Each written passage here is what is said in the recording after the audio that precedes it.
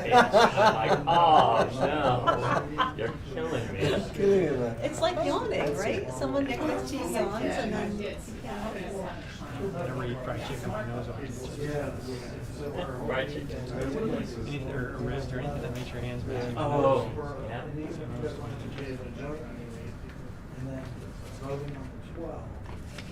So what's the what's the village gonna do about their annual meeting? Obviously they can't do it. Yep. Well, How do you do the budget?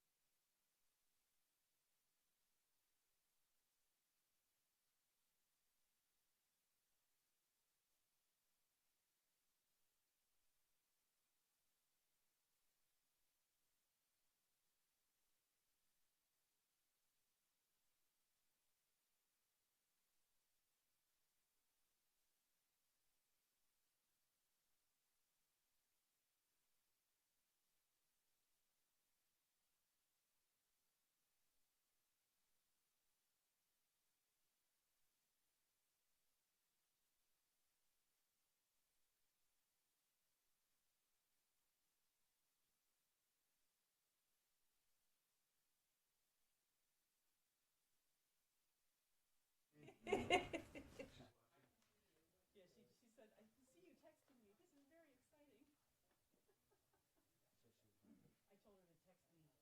Yeah.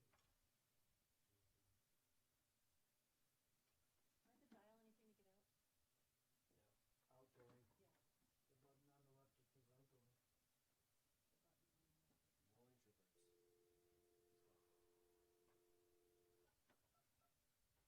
More introverts. Hey, IT over there. Stick to your own system. You told me this literally like 2 days ago. I asked you the exact same question. Yes, you did. Like, there is no, just the outgoing button. No nine, nothing. I don't know. For all I know,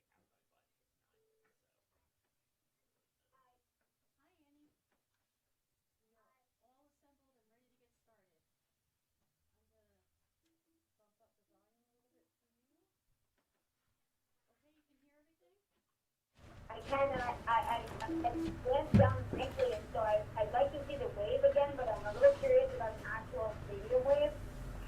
An actual stadium wave? Yeah. Oh, should we like do the wave? Sorry. Okay. All right. Thanks for letting me use this, man. I appreciate it. Okay, and like I said, text me if you're trying to say something and we're not picking up on it, okay? I will. Got it. Note that she's also about a 20-second delay. Oh, What she that's sees, awesome. Thanks for that. what Okay, she but- sees at home Okay. is about 20 seconds delayed. So Scott's reminding us that Okay, what you're somebody's seeing on the climbing screen, up. Annie, is 20 seconds delayed Right. from what you're hearing. Oh, darn it. So go with the phone, okay? I will go with the phone and we'll look. I'll be good at the haircut. Thank you. Excellent. Okay, Greg. All right, we'll call the meeting of the, No. we're gonna call the meeting of the Town of Essex Select Board to order for Monday, March 16th. Please join me for the Pledge of Allegiance. I pledge allegiance to the flag of the United States of America and to the republic for which it stands, one nation, under God, indivisible, with liberty and justice for all. I got distracted, Andy did it too. Delayed. Okay. Agenda additions and changes, we have quite a few. First, we're going to, because of the nature of adding some last-minute lengthy conversation about the COVID-19 situation, we're going to be tabling the interviews for Conservation and Trails Committee, items 5A, B, and C. And I'm assuming D and E also, Evan? Cemetery Commission and appointment to Chittenden County Regional Planning? Well, Lisa is here, and we Lisa's- can move, that's 5E, and we can move 5D to the consent agenda. Got it, okay, so we're gonna move we're gonna table 5A, B, and C. I'd like to move 5D to the consent agenda. And then we will keep item 5E after our conversation about COVID-19. So I'd like to add a business item of COVID-19 discussion to the top of the agenda. And So also, it's item L already on the agenda, move that up to the top, is that the? yes, thank you, moving item L up to the top to make that 5A.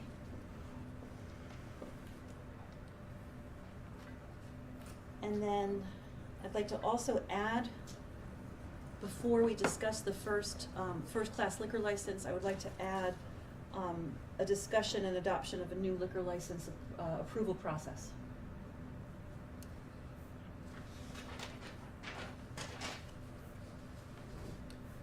Should I review those changes one more time? Kathy, you have everything? Okay. Is the board satisfied with Yeah, that? so moved. Andy? Just a question about updates to minutes, do we want to do that as part of the consent discussion? We've done it differently a couple of times, so I'm just, If you have significant changes to, it's largely adding Gary Moreau's name as the singer of the national anthem. so then why don't you pull them out and we'll discuss them as separate business items Okay. so that we can make those changes outside of the consent agenda. Is that the, can I ask, Mhm. is that the only one you had? The other one was to add the Boy Scout, Essex Boy Scouts Troop 635, to be more explicit which Boy Scouts were involved. So these were the minutes to town meeting? Town Just the- meeting minutes, yeah. Okay, so This is the only two. we will pull the town meeting minutes out of the consent agenda and make them item 5L.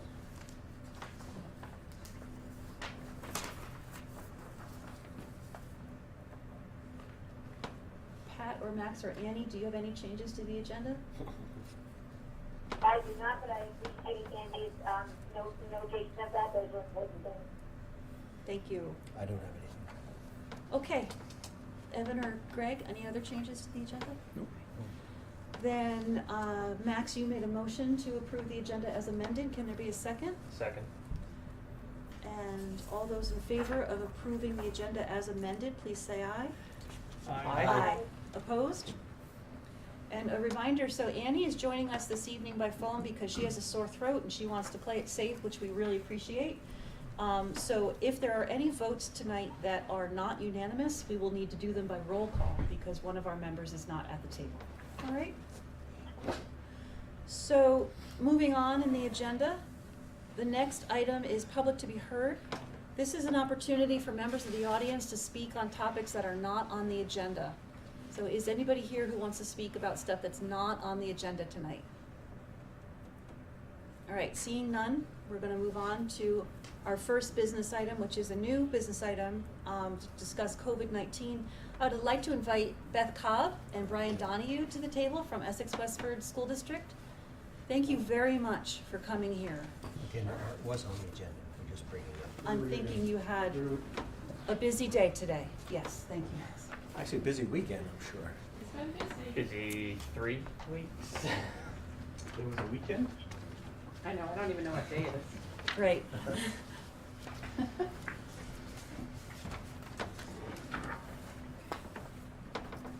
that say? You got it, this is the same? This- Yes, that's fine, yeah. Sorry, I didn't put it on the table That's as okay. people came in. This is from that, if you want to take one and pass it around. So, why don't we start with our guests? Does that sound like a good, excuse me, Angie? Just one thing with representatives from the school district here, I just want to disclose that my wife is an employee of the school district, just to get that out there. I don't see any conflict, but. I'm sure there's. My wife is too. My wife is too.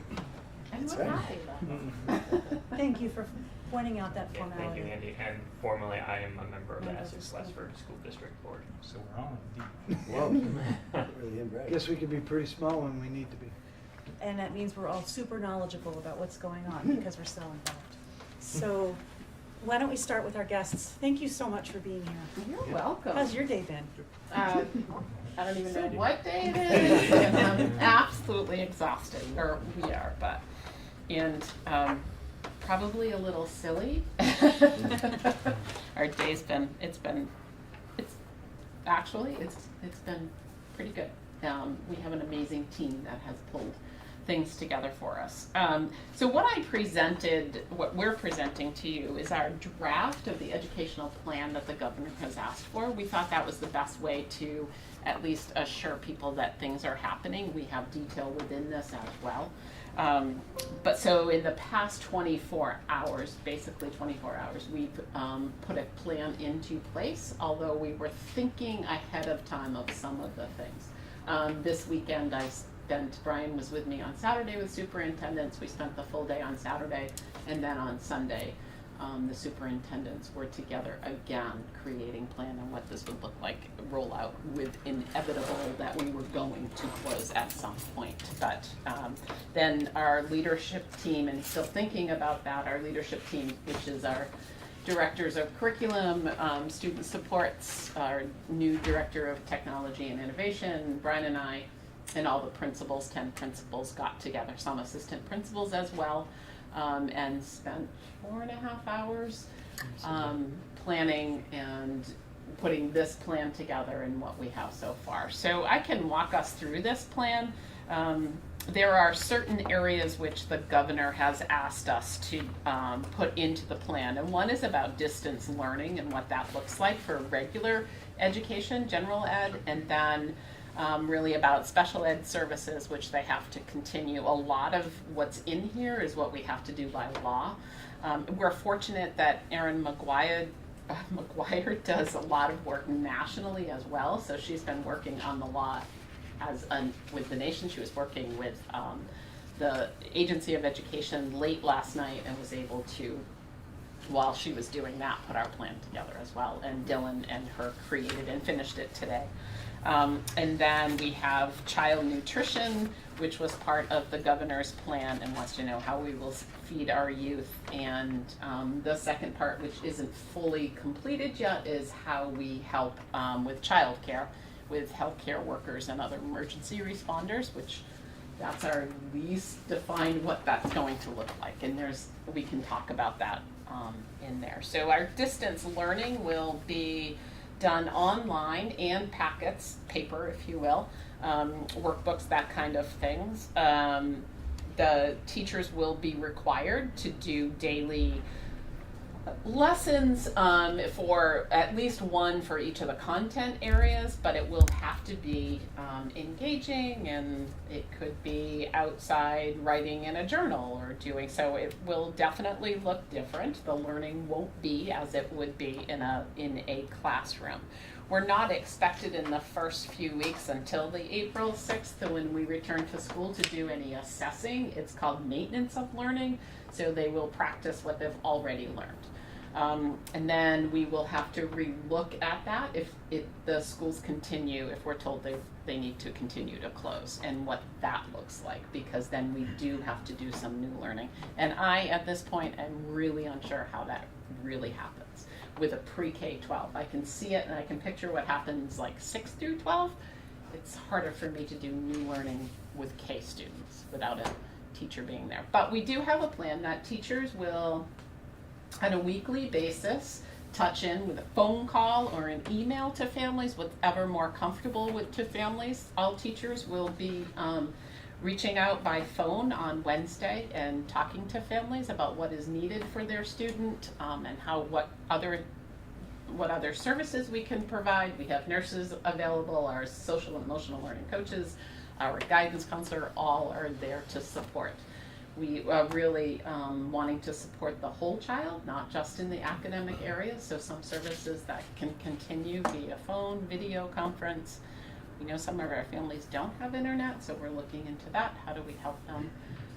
But I think that we just have to be really flexible and creative in how we deliver services to our kids. Our teachers have been amazing, coming up with great ideas and things to do. So our curriculum coordinator and the director of technology and innovation have set up a shared drive so all educators can access, and it's done in like grade spans with really directions on how to create it. We're hoping to use more of the Google Hangout and Google Classroom for those that we have Chromebooks going home with 6th through 12th graders.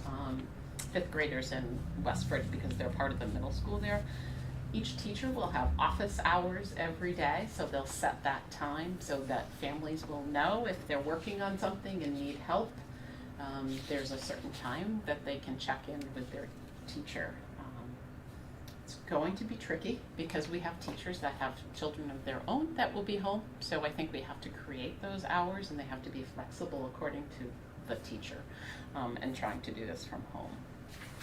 So the special ed services will continue, very similar to the general ed services, but those individualized plans will have to be followed, and the special ed directors, it's their responsibility to make sure that they are our para-educators. We're still figuring out how do we use them in support, and can there be one-to-one via phone or something to have those special services. We do have what's being created now is a real clear communication between the families and especially with IEPs and the students, and a tracking progress for that, which is all pretty new for us. So I'm still like so impressed that we're already this far away. This amazes me. We have such an amazing team. And then other support services, as I noted, the nurses, guidance counselors will be on hand for things as well. I think it's really important that our nurses are checking in with families that of students that normally are on a routine basis go see the nurse. So I'm feeling really strongly that we need to provide that to our families, and in so many other ways. I'm going to have Brian talk about the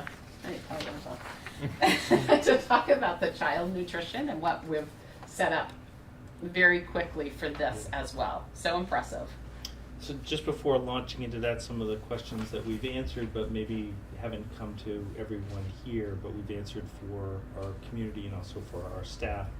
So all full-time, part-time employees will continue to be paid throughout the closure, so that there's some financial security for those. There'll be no lapse in benefits, no change in accumulations or anything like that. It will be considered to be regular work time. And that is a matter of that's what we're doing now, and then we'll have to figure it out depending upon length, duration, what happens in this whole new normal that we have. We've canceled all trips, all activities, all professional development that was in person. We've pulled back on all facility rentals and uses. We've canceled ice time, and we'll probably take the ice sheet out early. So those are different mechanisms that are happening back, as well as a pretty robust business continuity plan to make sure that we can continue to operate, pay people, transact, and we've taken measures to make sure that we're strong on our balance sheet so that we have liquidity going into the next 6 to 8 weeks. So those are some of the mechanisms. It's been important to us to make sure that we could have some continuation of the meal program during this interruption in our school year. We look at almost everything we're doing as being a phased process in which we can incrementally grow as we learn lessons and get more information. So we have a plan right now that beginning on Thursday, March 19th, so our last day of school is scheduled for tomorrow.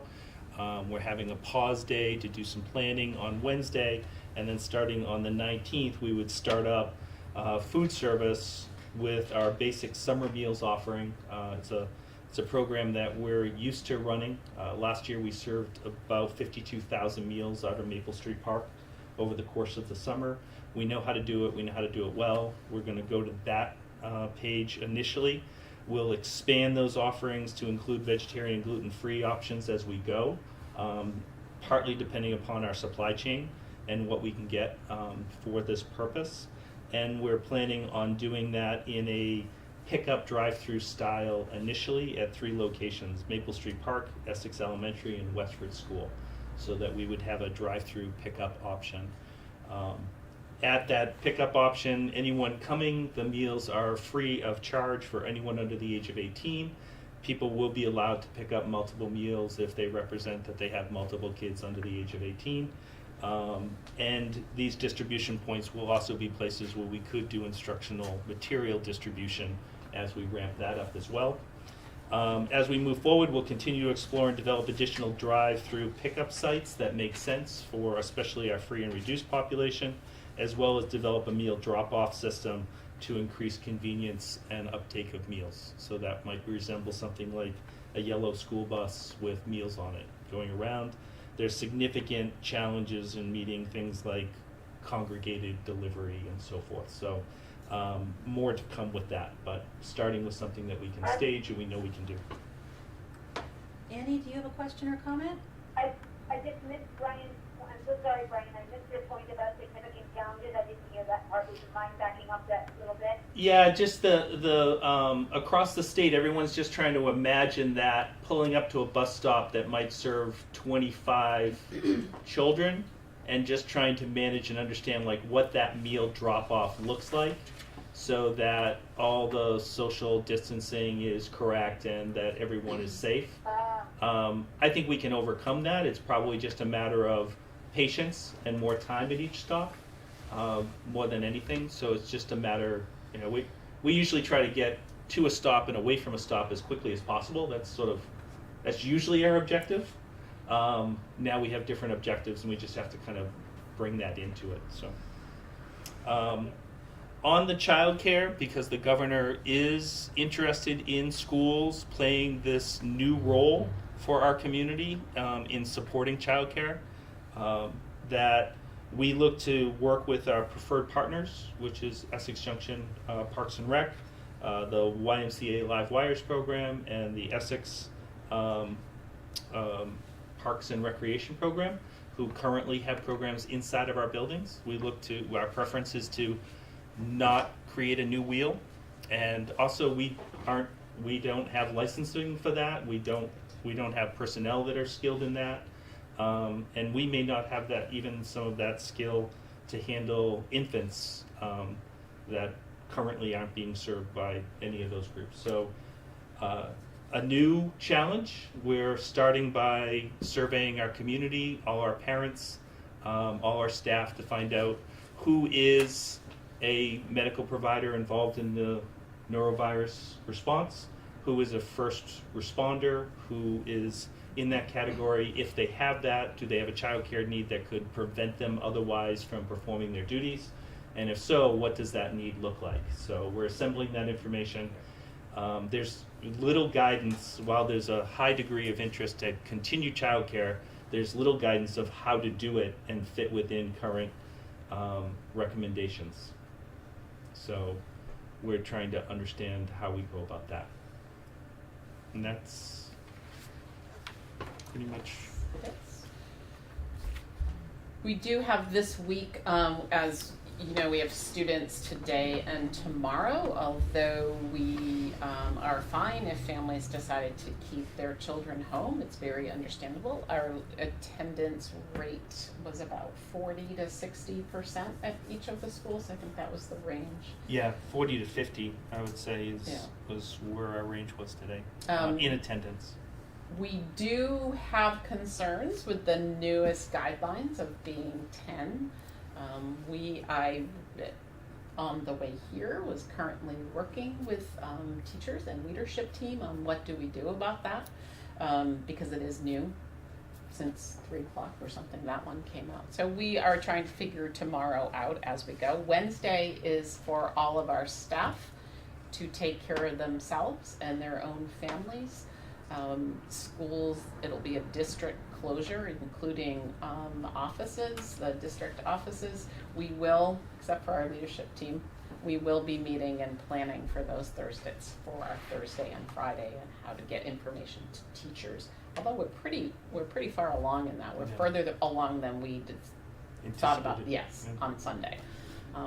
It looked much different last night at this time than it does It looked right now. daunting last night at this time. It did. But So anyways, we do have a day working with our leadership team, our principals and our directors, which we can use.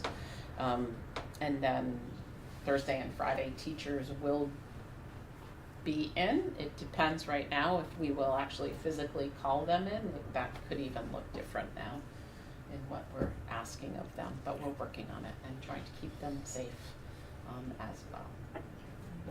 we had made a switch starting today that for K-8, all lunches were consumed in their classrooms. And we were adhering to the governor's no more than 250 in a cafeteria. So we were able to maintain that guidance today. However, during the course of today, that guidance changed. So we don't have a mechanism right now to serve lunches at the high school and maintain groups of under 50, except if attendance works in our favor.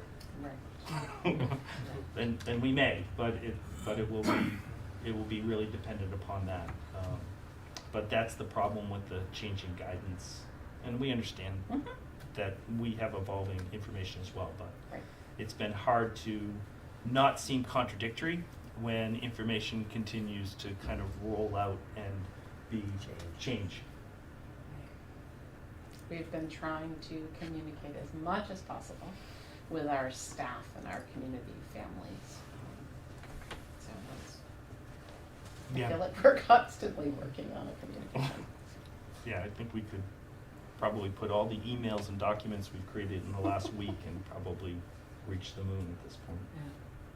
I think you and your staff should be commended for how much work you're doing and for how well you've been communicating.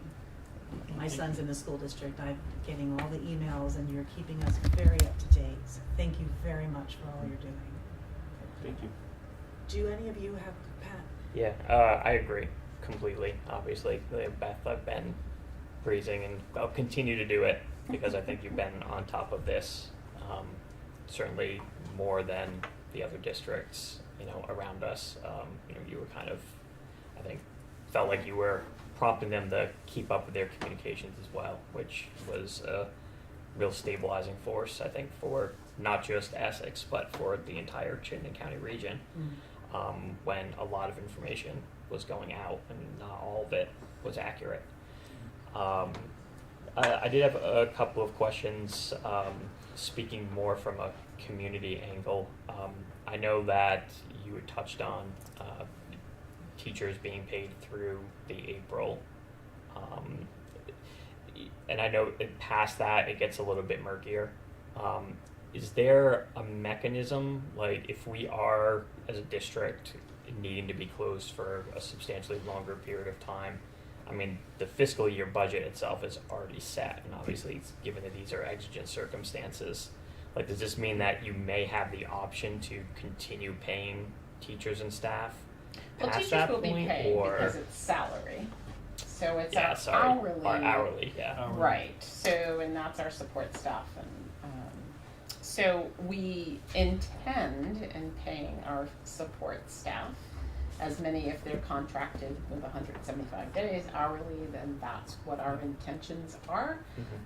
Our concerns come if the Agency of Education does not give a waiver for all these days, and we end up making them up. So we would have a hard time, we could not double pay them. Right. And I have been working with the union on that as well, and they say they totally understand, which hope they figure that out for me. I don't know. I mean, our intentions, I don't want to leave anybody not paid. This is not their fault. It's the way it is. And so we're working with that and getting guidance from legal as we work through it. Yeah, it seems like the stability issue of families and income seems like it's more of a pressing thing than I think any of us thought it was going to be when this started. Agree. You know, it's just, knowing that you guys are looking at that is, Yes. I think, something that the community is going to be We reassured also to have to hear. recognize that we are an industry in the state of Vermont of about $1.8, $1.9 billion and create jobs outside of our school employees.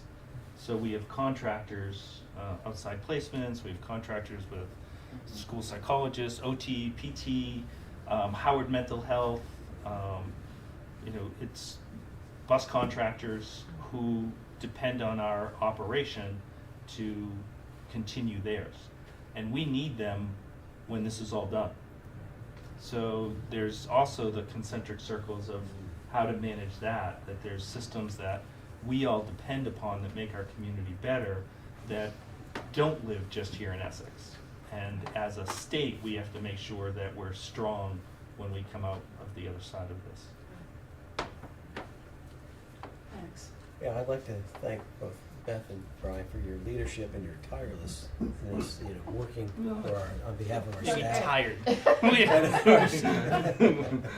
But I know you've been working nonstop for the past many days during this crisis. And I've worked in times of crisis with the Red Cross, and I know how chaotic it can be, and information changes rapidly. And that information that you said, it went from 50. The governor announced today at 10:30 that it was down from 250 to 50, and the CDC agrees with that, from what I understand. But the White House came out with this 10. So which one do you have to follow? Do you follow- CDC just changed their website. They just changed it I again. was getting up from the chair in my living room. Really? I Very had a dynamic text come in situation. from a superintendent. Yes, So they it is just 10. changed it. Okay. I have not looked at that. I heard Yeah. that from a neighboring superintendent because I was talking about what the White House had said, and she said, "But CDC, that's what we're following." I mean, this is superintendents Yeah, I across the would- state. We're like, I hope you're "What's going following on?" CDC. Right. But it And is not the now. White House. Yes, At like and she- 6 yes, o'clock. absolutely. At 6 o'clock, the guidance that I saw that was for events, particularly including people that are compromised, elderly, Yes. most vulnerable, should be no more than 10. So that was the qualification there. But again, we're in a rapidly moving situation in which all bars and restaurants, regardless of capacity, are going to be ordered to close. So, we're definitely in an evolving nature where I think we're experiencing the beginning of our lockdown. I think Burlington just closed theirs. Yeah. Their bars and stuff. Yeah. So are you looking for volunteers in any of this food distribution or any of the work that you're trying to get done? So it's not just on staff? Yeah, I we've mean- had I have a lot Yeah. of people offering food And it's- delivery and stuff over the last. Yeah, and it's awesome. Amazing. It is completely amazing. And right now, the priority has been the distant learning, getting things up and running. The food service, every day of the year, and even in the summers when we're serving it, is done by professionals. They're trained, they have a high degree of scrutiny. All those operations are audited, they're inspected by the health inspector. It's not It's not the Essex United food distribution kind of thing. It's not that kind of volunteer effort. And it's a federal program. So we are going to be looking at places where our community members that really want to support our school-age kids can plug in. But we also have a lot of people in our community that need help. I'm excited to see the community self-organizing to help all of us. And there may be the greatest need out there is people to volunteer to watch people's children. Because really small-scale childcare seems to fit the guidance better than 10 or 15 kids in a space. So, I think we absolutely owe it to the community to have an ability to express the incredible, generosity they have in volunteerism. But that will be a next week project to find places where people can. These things can really bring a community action. Yeah. together. Absolutely. Yeah. It's really Yes. neat to see. Yes. So I know you haven't had a chance to think about this yet, probably, but this is going to be over eventually, right? We're going to come out the other end, and the beginning of the school year is going to look a little different with the kids coming in, especially if this is closed for much longer. So the amount of learning they normally would get is going to be less. So I assume you're going to have to spend a little bit more time in the beginning to have teachers catch up to where the kids should have been. Yeah. So, okay, there's always that. It'll be interesting because we always have a summer digression anyway. I mean, Right. they lose over the summer, so Right. it'll be interesting. We may have just created a new tool that we haven't seen in public education since its founding. We're creating new capacities because we have to. Right, a lot of interesting, inventions and That's ideas right. will come Yeah. because of necessity. Yeah. My last thing was, what about IT? The Chromebooks are going home with Mhm. kids. I know some are going to have trouble. How do you have a plan for how to handle that? We do. We have our help desk will be open to families to call as well. We're trying to figure that out, expanding that. We were discussing Yep. that today. We are really fortunate that we have Peter Drescher has joined our team, and he worked for the Agency of Education, so he's a big systems thinker and thinking about that. So that's been awesome to bring him on. And so, yes, we have those things being worked on. He probably is still working on that. Yeah. But Okay. those are the kind of things on Wednesday that detail we need to come together and figure out. But again, thank you Yes. for working so hard on behalf thank of the students and staff and our community. It's a great community to do it. Yeah, it's good work. Absolutely. Andy, do you have any questions or comments?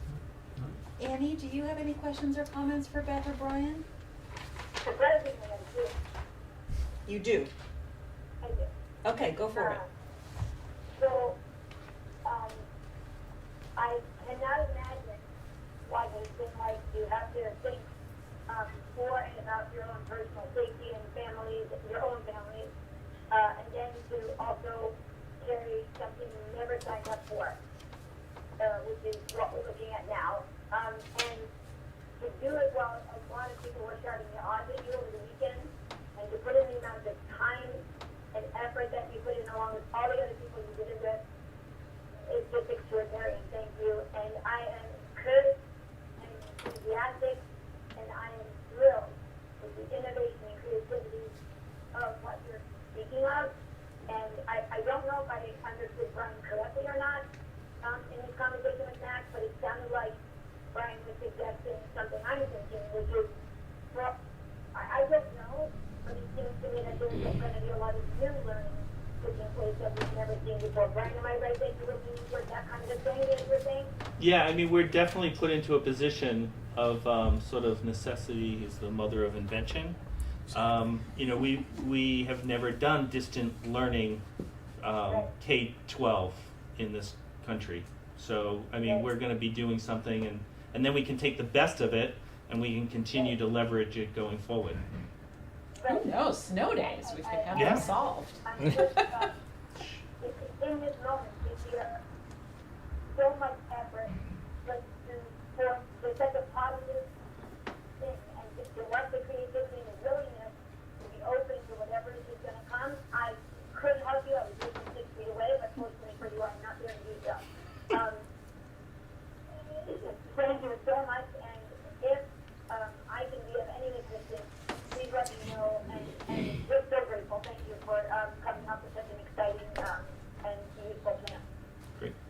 Thank you. Thank you.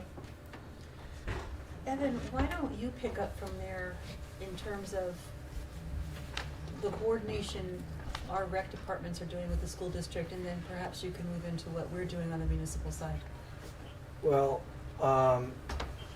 we have been in contact with the schools for the people at home.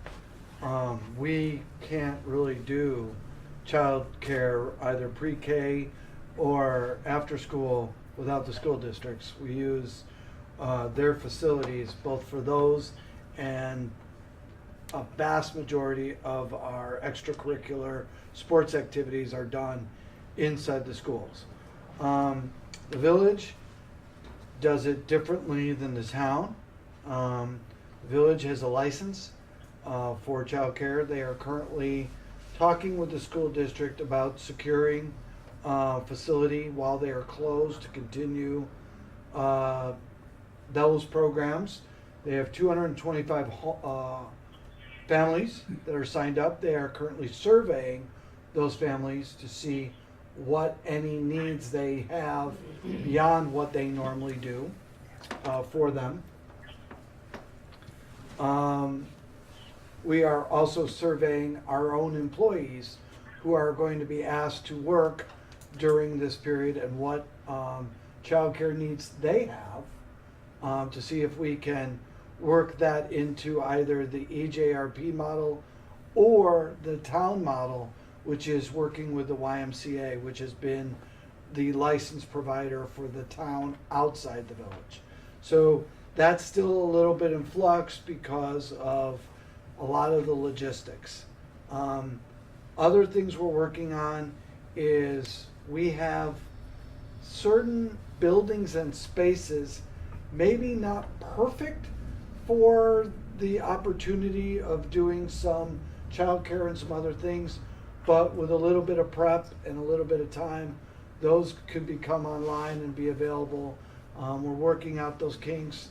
With the change in the governor's stance about school being open as of last Friday, and changing it on Sunday and making it Wednesday, that kind of put a compression, but we are working with the school district about childcare and how that's going to occur. As they mentioned, 75 Maple is going to be a pickup spot for meals.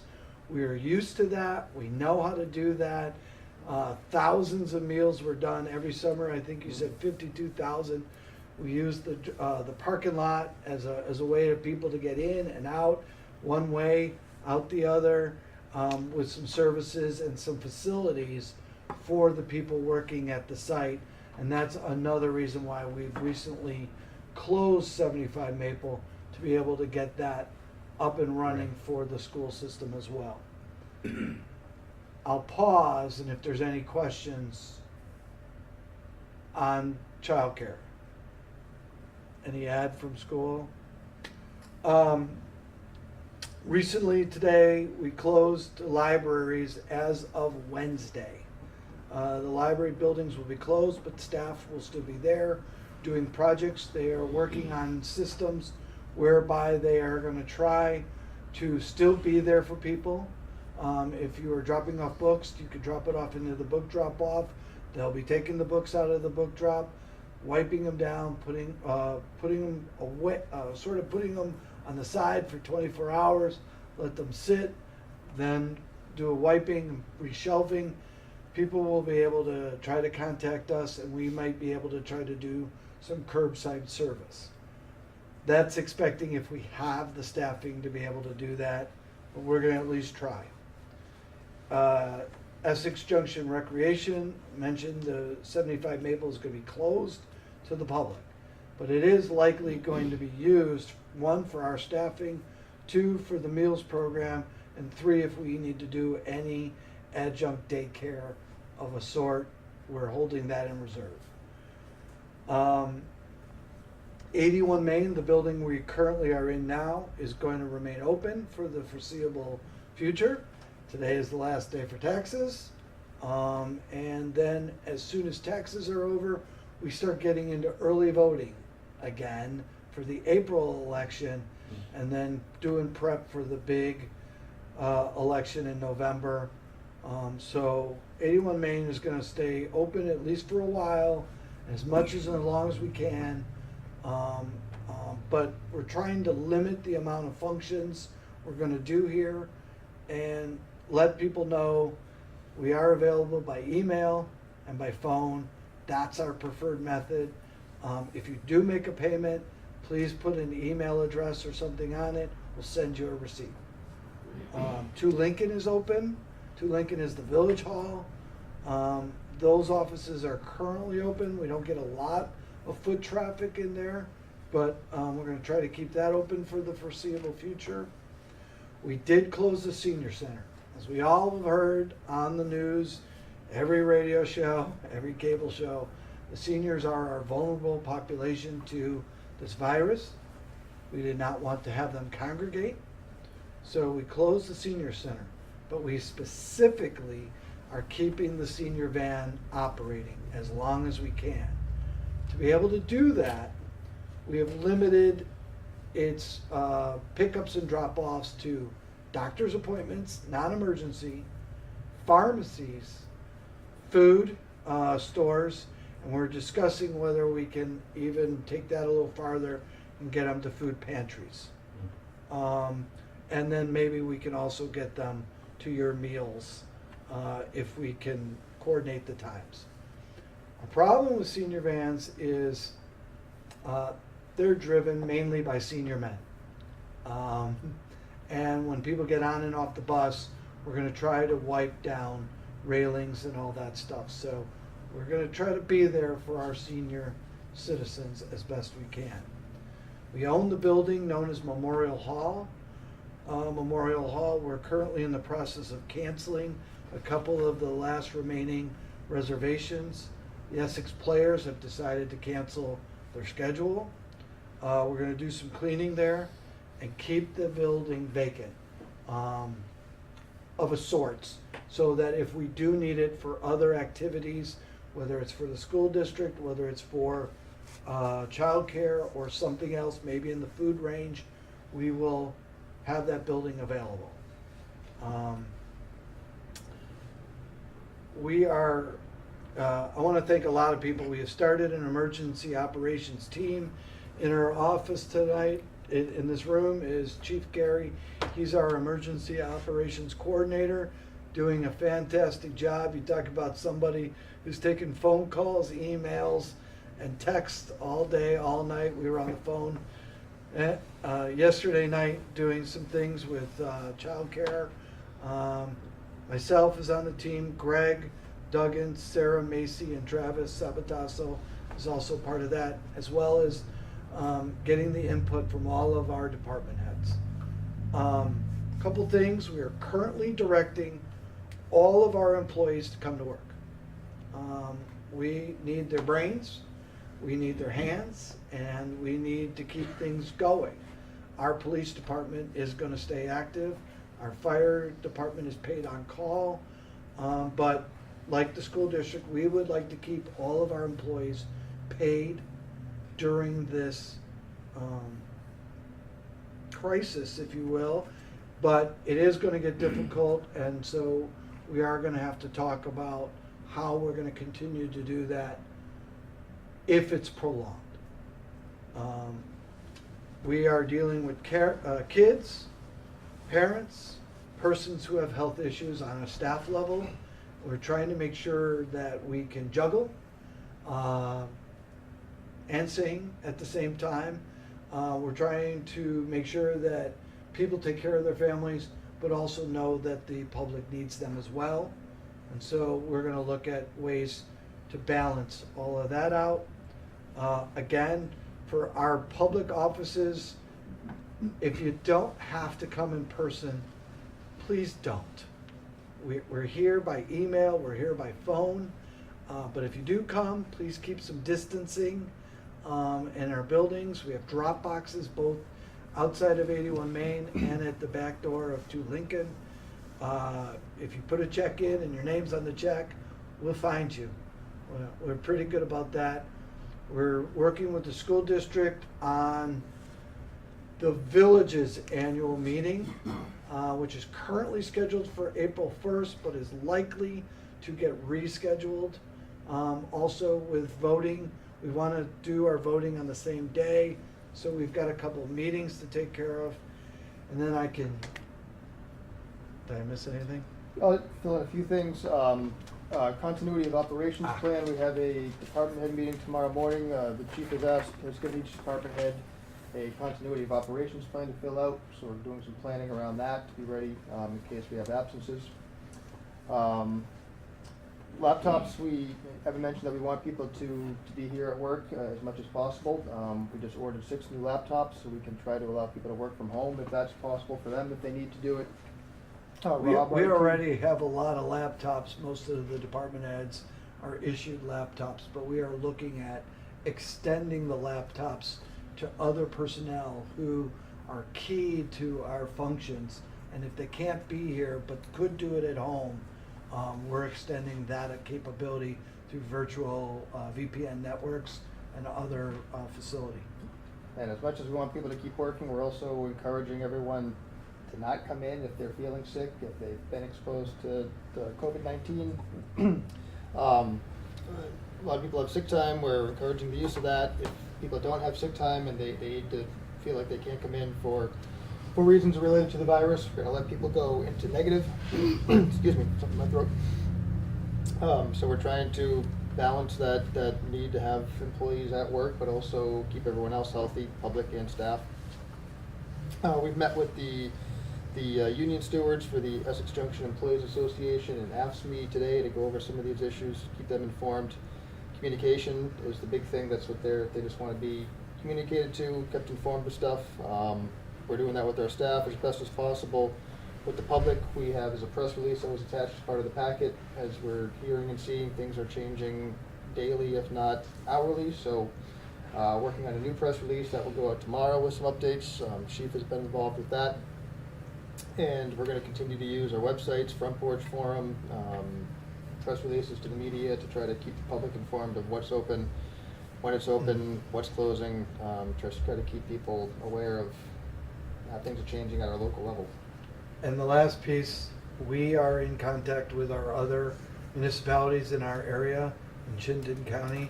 We have a managers group as well, so we're keeping our emails of what each of us are doing. And we have pledged that if anybody needs help that we can provide, like let's just say for the sake of bad luck, we say finance department, and let's say one of our municipalities gets hit in their finance department and two of their only 2 in their finance department are out, we would come and help. If we can help get their payroll out or get something out, we will help. And we've all pledged that we would do that for each other. And so we're keeping each other up to date on what we're doing and how to help each other get through this. Because if one of us falls down, we'll all fall down. We're doing cleaning in here. We've increased, cleaning crews usually come through twice a week. It's going to be 3 times a week right now. We had this building was sprayed. I think some other ones were sprayed yesterday as well. Is that correct, Chief? PD was, the police department was sprayed entirely. This building was disinfected last night. The offices, the library. The library. Senior center will be done tomorrow, and then the 2 libraries will be done also. We're also looking at our meetings going ahead, public meetings. We've advised all of our volunteer boards and committees if they don't have anything essential, we've asked them to not meet. We've asked them to check with us if they do have something that's essential or crucial to make sure we can accommodate it. Now, whether it's 50 people or 10 people, trying to deal with that. We're looking at village meeting. The school elections are at the same time, so we've been in contact with the school district about that and how to handle village meeting and elections going forward. So still just a lot of moving parts. And the last one is we're also looking into electronic meetings, where we would do more online with some type of either call-in and or type-in questions. It's been a busy couple of weeks. Tomorrow's a big day with our department heads and our planning for staff outages.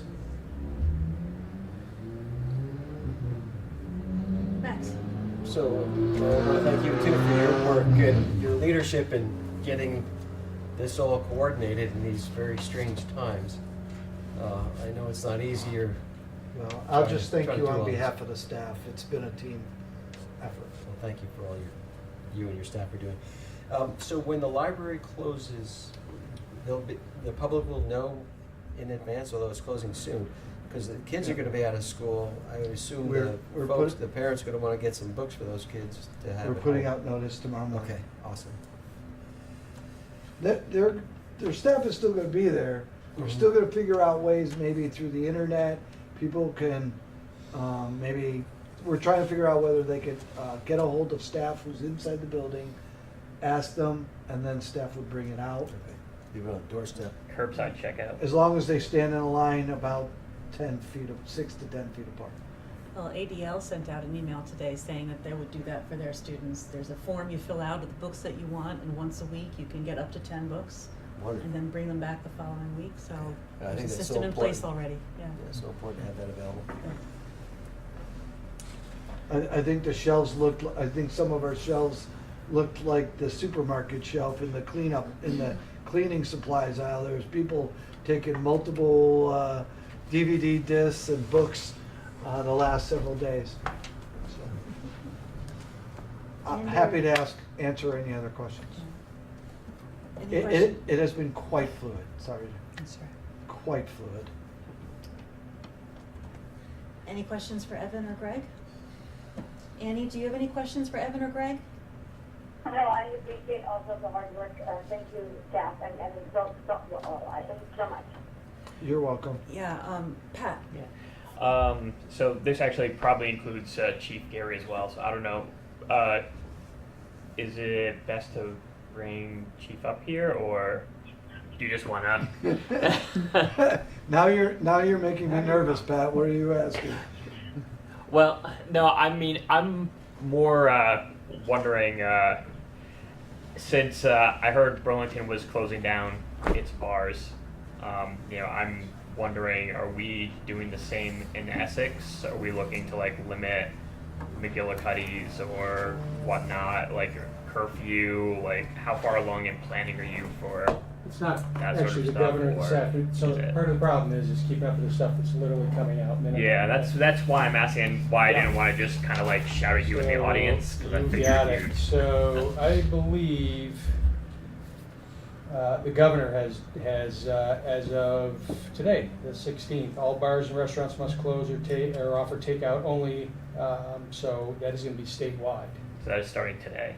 No, Tomorrow at it 2. is Today's the 16th. Tomorrow at 2, right? tomorrow at 2 o'clock and is effective until April 6th. So that's by governor's decree. So How is your staff or how do you guys feel about handling the, I don't know, monitoring, policing? Is there any of that, or are you just relying on businesses to go through that? we're not going to deal with it at first. If we have some complaints, we'll go and do that. We're obviously going to deal with other higher priority stuff Right. first. But if we've got to drop a message and remind them what the governor's orders are, we will do that. Okay. Anything else? No, I think that was the biggest one that I had off the top of my head. I just wasn't sure. Annie? Can you say Annie or Andy? Annie Cooper? Yeah, thank you. Thanks, that I didn't think to ask questions like that. It's hard to not see y'all. So if I understand Chief Gary correctly, and thank you also for your hard work. I know this is so many layers of challenges for you guys and so many levels of safety and all kinds of things in general, plus this stuff. So I understand you to say that we're going to assume compliance by local establishments. Yes? Yes. Yes. Yeah. I think we can believe in ethics in that way. Bars are regulated by the Department of Liquor Control. Just so everybody knows that. So if they violate the governor's order, I believe they will fall under heavy sanction from the Department of Liquor Control. I believe in that in this regard. I think that Essex will rise to the occasion as we're seeing right in this room here tonight. Agreed. Brian. I think there may be an opportunity, going back to my statement about vendors and some of the people that schools work with while we're in session. Howard Mental Health is a primary provider of school social workers throughout the entire county, a broader county. With schools, we're trying to understand what that impact is for them and for us and our services. But it may be an opportunity to provide some surge work into your community providers. So there may be an opportunity to put more mental health services into the broader community while we're pretty stressed as a community, and and that would be countywide. So as I investigate our need and use of Howard, it's probably may not satisfy their business model. And we need them around Yes, we do. when we're done with this. So We have a contract with them. yeah, and we do as well, except it's silent on pandemics apparently. Did you not put that I know in I clause missed the 39? pandemic clause. You did not put that in So clause 39. we have some issues just trying to understand that, but we obviously think we want them have really that. strong throughout this. So just something I'll probably come back and try to partner with you on. I'm not sure we have that clause either. No, not until next year does that Right. get New into contract. contracts. Yeah. Count on it. Pat. I did think one more question. Evan, does the town have access to, and I apologize because I'm horrible with numbers and budget, for emergency funds if we need to? I mean, I'm thinking off the top of my head, like, I know we've had instances where, like, maybe like retired police officers might be able to be called back into duty temporarily or something along those lines if, too much of the, officers population falls sick or ill for whatever reason. Is that something that we have the capacity to do in the funds that we have available to us? Sure. First, we do have a healthy reserve from years past, which came up at the town meeting. Yeah, and it's a Two- good point of saying, I think, exactly why we have Exactly. reserves like this. This is why we have a So, fund balance. yeah. It's a good policy. Yeah, I don't think we were thinking pandemic, but it's good that we have the reserves. Two, we are currently still experiencing some vacancies in the police department, which give us a little bit more flexibility in his budget. Three, we are cataloging and accounting for all of our expenses. So just in case either the governor's largesse or the federal government's largesse says this is a qualifying event, we will have all of our expenses to try to get reimbursed. As for retired personnel, there is only one provision in VEMR's, which is the retirement plan. You have to be retired for a minimum of 30 days before you can come back to work in a part-time capacity. So we have a few people who we're still in touch with who help us from time to time. But that's, again, when I talked about working with our other communities, we go to calls, police calls in other communities. They come into our community when we need them.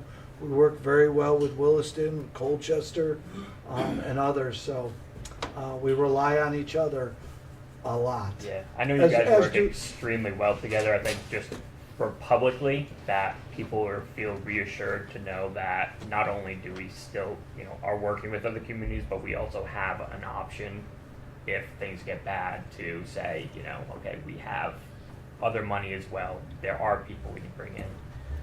Sorry, Chief. No. So I think Evan answered the money question. I'll answer the staffing question. So we have I think 4 or 5 part-timers that we use now that we can call if we need them. The other thing I would tell you is, as of today, I called back all our specials that were on outside assignments that are back in. So our drug enforcement officer, after tomorrow, our school resource officer, once the school no longer needs that. And part of these continuation of operation plans is talking with departments about, okay, if we have staffing shortages, how in the department is that gonna work best to continue the emergency services that we need to provide. So for us, that is discussions about different schedules, how are we gonna cover those.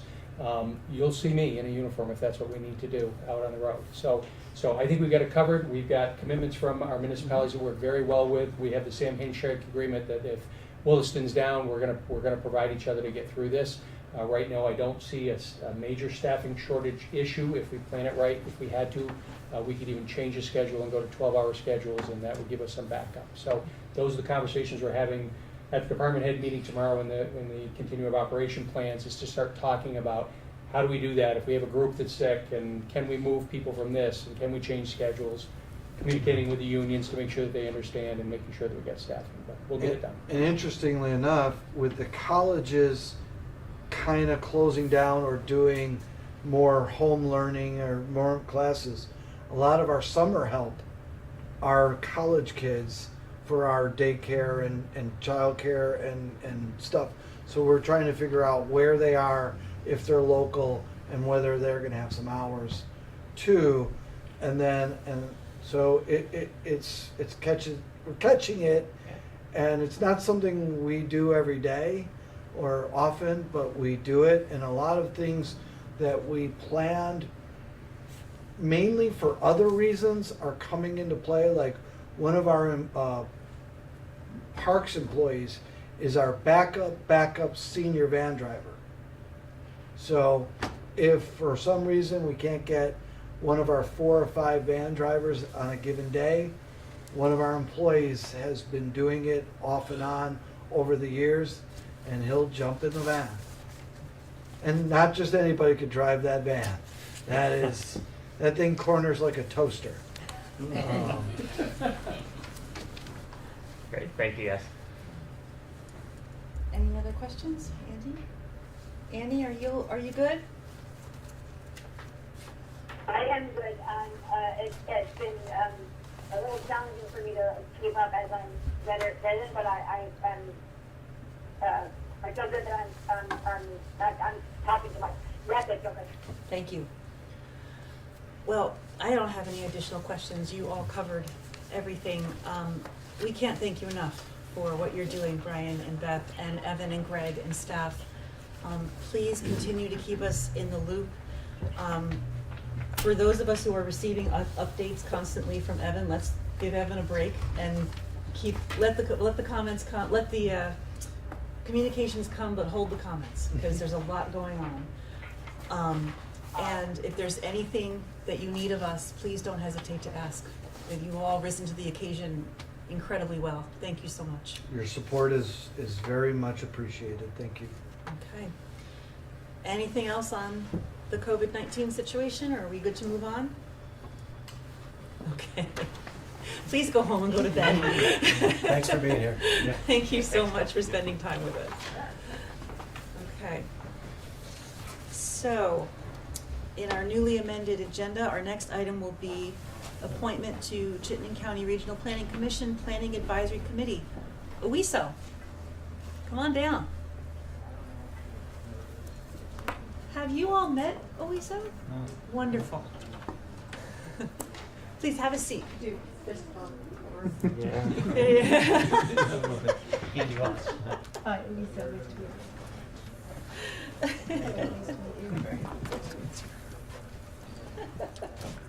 We've met, but that's okay.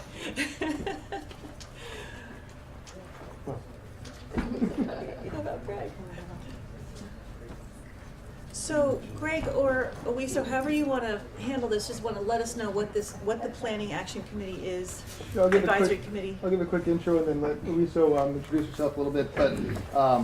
But since Dana Hanley moved on, the Chittenden County Regional Planning Commission has a Planning Advisory Committee, which is typically the planning directors, community development directors from around the county.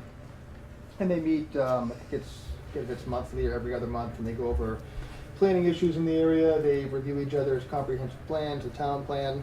Darren Schibler, the planner, has been acting as the alternate and going in his place, but now that we have a community development director on board, would like to appoint the primary person again, which would be Owiso. And Owiso's been with us for close to a month now, I think, right? Just about. So she's settling in great and already jumping on projects and getting caught up to speed. She's got quite an extensive planning, architectural background, and with community development, she's been on the private side, the public side. So we're thrilled to have her and off to a good start. But I'll let her speak to herself a little bit, and then you can ask questions and hopefully appoint her to the planning advisory committee. Would you mind giving us an introduction to yourself and how you came to our community and your background? Sure. So my name is Wisa Makuku. I went to Middlebury College, and that's what brought me to Vermont. I'm originally from New York City. I have been working in community development and planning for the past 20 years or so. And I've really, I think it's something that I'm really good at, and I'm excited to bring my skills to Essex. I've worked with the city of Burlington. I've also worked with the city of New York, the city of Detroit, the state of Michigan, and the city of Cambridge, Massachusetts. And so, got a lot of experience, and I'm excited about all the opportunities there are to apply that experience to Essex. That's wonderful. I feel as though I've just hit the ground running. Everybody's just been so open and so welcoming and approachable, and it's, great first month. That's great. Anybody have any questions for Louisa? Actually, I don't. No? You don't? Coming in at such a laid back time. I mean, Yeah, really. wait until it gets busy. Well, so what is the, in your short time here, the difference between Essex and Detroit and New York City? And are you finding it different or remarkably similar to being in a larger city and working with community development? A lot of the problems are really, the obstacles and opportunities seem to be the same everywhere, just at a different scale. But,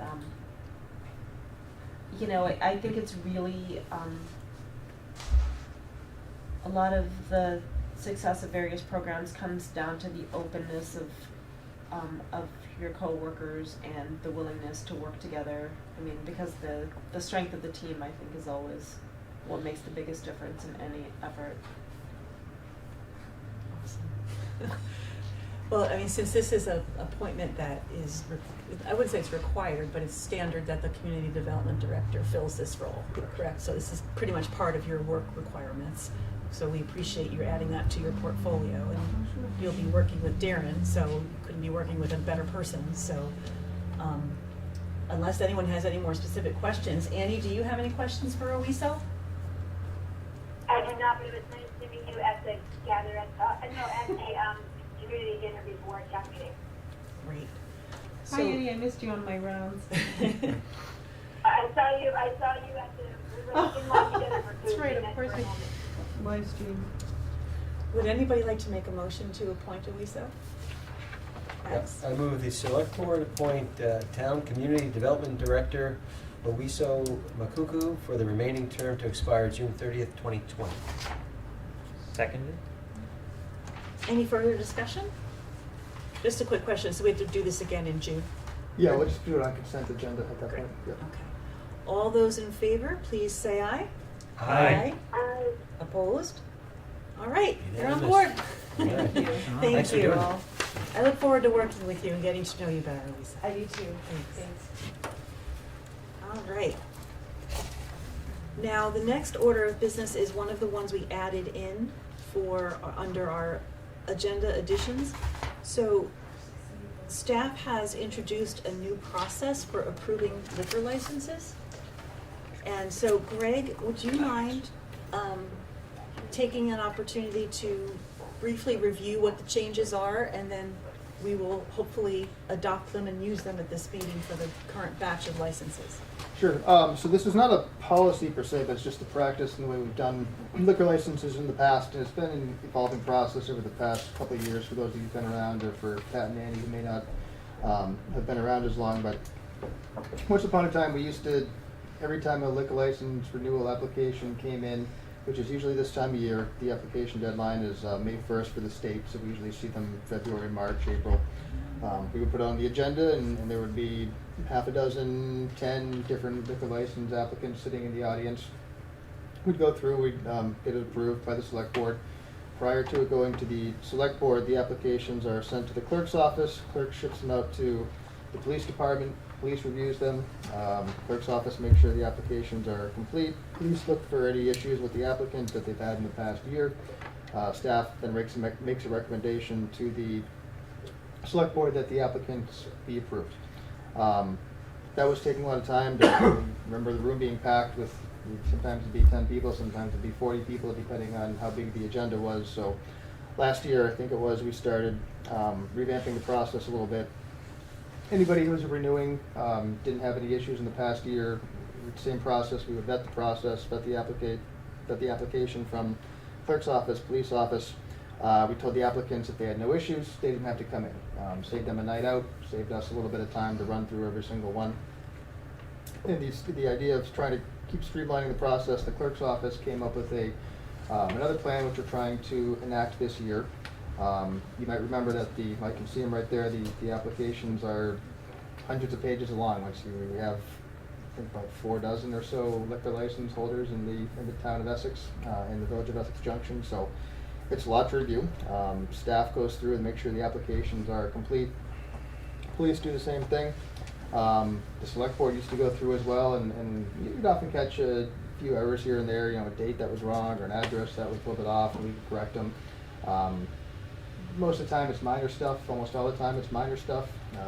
We're confident that if staff happens to miss something, and if it goes to the state for final approval, the state's not going to approve something that is wildly incorrect. So in the interest of trying to keep things a little bit more efficient, it saves a lot of time for staff to have to scan all those things.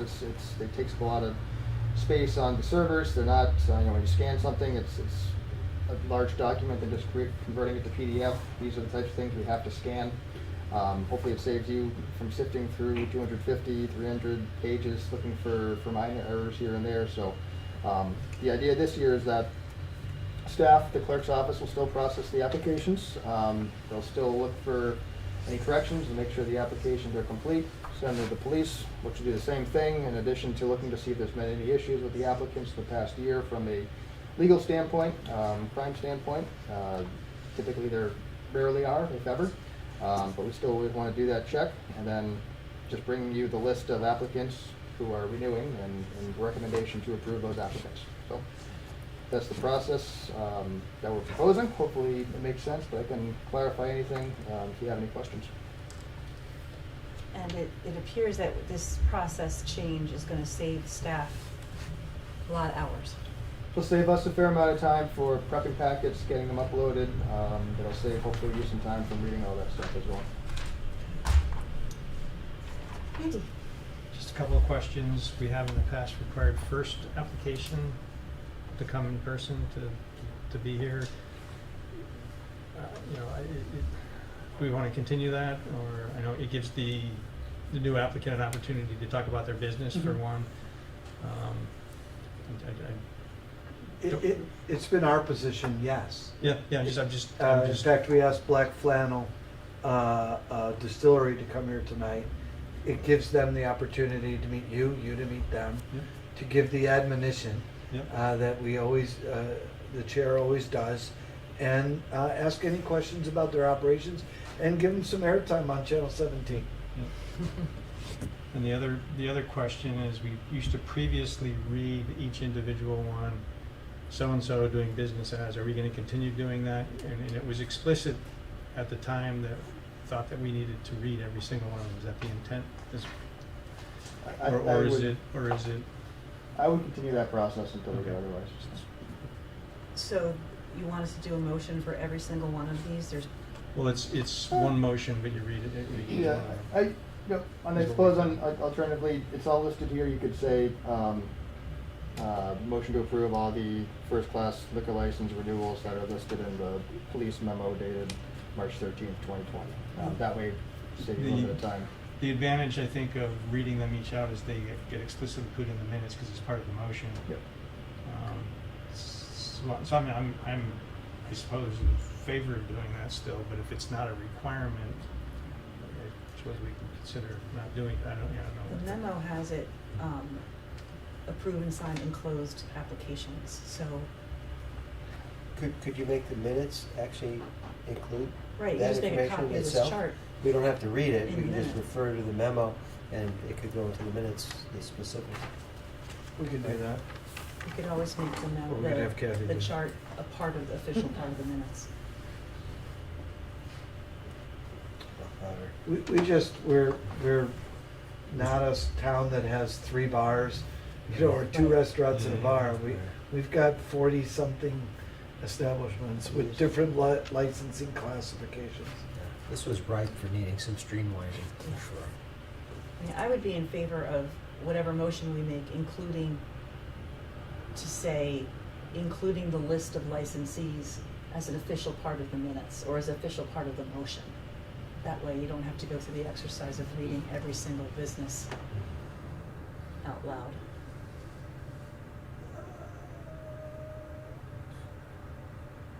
I don't know. As I'm scanning through the list here, and there's one on the list that's marked as canceled, and so just a question of making sure the right list gets into the minutes. Would that be the one that's crossed out? No, I'm not looking at the spreadsheet. I'm looking. You just can't scroll down. It has the memo from the chief of police that starts with Santa Enterprises LLC doing business as Cafe Night Toronto, and goes through all Oh, of got it. Walgreens. the yeah. first class, second class, third class, and then there's one. There's one in there that's canceled, and it's just a question of Okay. if you explicitly read them out loud, then they're explicit. You're not. But I don't know. It may not make a difference because only the ones that we actually sign get approved. So I might be talking myself out of it. Perhaps then, instead of what I suggested with the chart, we say that in the motion, we're approving the liquor licenses for the establishments that are referred to in the police chief's memo. Yeah, I think that would be better. So if that change is agreeable to the board with the process Greg described and the change to the motion making that we just discussed, are you okay with proceeding with that process for these licenses? I am. Yeah. Annie, are you okay with that? I am. Okay. So would one of you like to make a motion to approve the new process? Or adopt the new process? Is that the correct? We should adopt it? Should we adopt it? Because we're going to use it? It's really just my take is that it's really just a process, it's not a policy. I think you can just Okay. I was assent to just do gonna it. say, Yeah. you gotta accept it, and Yeah, then. typically it's a policy, your rules and regulations, Or so you need adopt to accept it, Right. one meeting, then adopt it.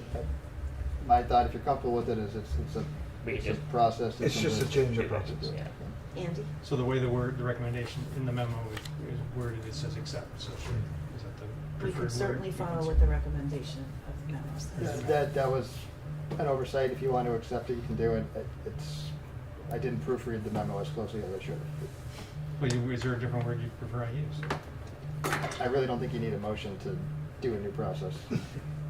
But if you want to, then I would say the select board pursue a new process or authorize a new process. I don't feel the need. I think that we can just go right to making the motion to accept the liquor licenses. That's fine with me. Andy, do you prefer to make a motion or? No, I don't care. Okay, I'm well not- then let's go it's- ahead it's and move just- forward. it's That's just excellent. the process. Yeah. You wanna do that one first? So, let's start in order. Our first license to talk about is a new first-class liquor license for Black Flannel Brewing Company, and Chris Kessler, the owner, is here. Have a seat. Thanks for being patient. Thank you, Chris. Lot going on. Hi, Chris. Hey, Annie, how are you? I'm good, thanks. Larry. So here you are. Here. Tell us about Black Flannel Brewing Company. Well, it's a project I've been working on for a few years. We looked at different locations throughout Essex, and Peter Edelman, the owner of the outlets, former outlets, now the Essex Experience, and I struck up a conversation a couple of years ago and decided that there would be a great location to put the brewery. And through our discussions, we started talking about what other things that he'd like to see up there. One of them was a distillery, and there weren't any other brewery-distillery combinations in the state, so we thought it would be a great place to have it here. So the brewery and the distillery are two distinct businesses, but they're under the same umbrella of Black Flannel Brewing Company, Black Flannel Distilling Company. We'll have about 12,500 square feet between the two businesses, and we'll have a full restaurant, a full service restaurant there, which is a little touchy right now. So we're trying to open for May. Right. So we're going to kind of play it by ear. Yeah. We have some capacity to kind of stay nimble. If we have to push that out a little bit, we will. But we're still kind of going straight through the process, the development process, and get it all ready for May. And if we're not quite sure that it's the best time to open, we'll make that decision as we proceed. So How many seats will be in your restaurant? 150 indoor, and we'll have an outdoor. We're proposing an outdoor patio in front, where we may have an additional, I think, up to 48 seats out front. So during the warmer weather, we'll have close to 200. We have a barrel room too, so there's actually 3 physical spaces. One will be 7,500 square feet. We'll have the brewery and the restaurant and the kitchen, and then the second space where Haynes used to be, is going to be a barrel room. That's where we do some sour and barrel-aged stouts, things like that will be in that room. It's also a chance to have an event space as well. So we'll have, I forget the number of seats in that location. I think that's all approved in the plan. And then we have in the distillery will be a separate space of 1,800 square feet where it has the manufacturing space and a small tasting room in front. So, that has 6 seats at a tasting bar. Yeah. What will you be distilling? Lots of stuff. Mostly we're going to try to do as much local ingredients as we can. So we're working with Mazza Farms to do fruits and vegetables. And we're working with Peterson Malts out of, I think they're in Shelburne now, but at the Nordic Farm to do most of the grain-based spirits. So we'll do whiskey, bourbons, we'll do agave spirit. Can't get that locally, but we'll source that, probably an organic blue agave source, which is tequila. I don't know if you know much about agave spirit, but we have an interesting one that I think we're going to work on. It's a white beet, made with white beets. We can't really call it whiskey, but it's kind of like we call it a white beet spirit.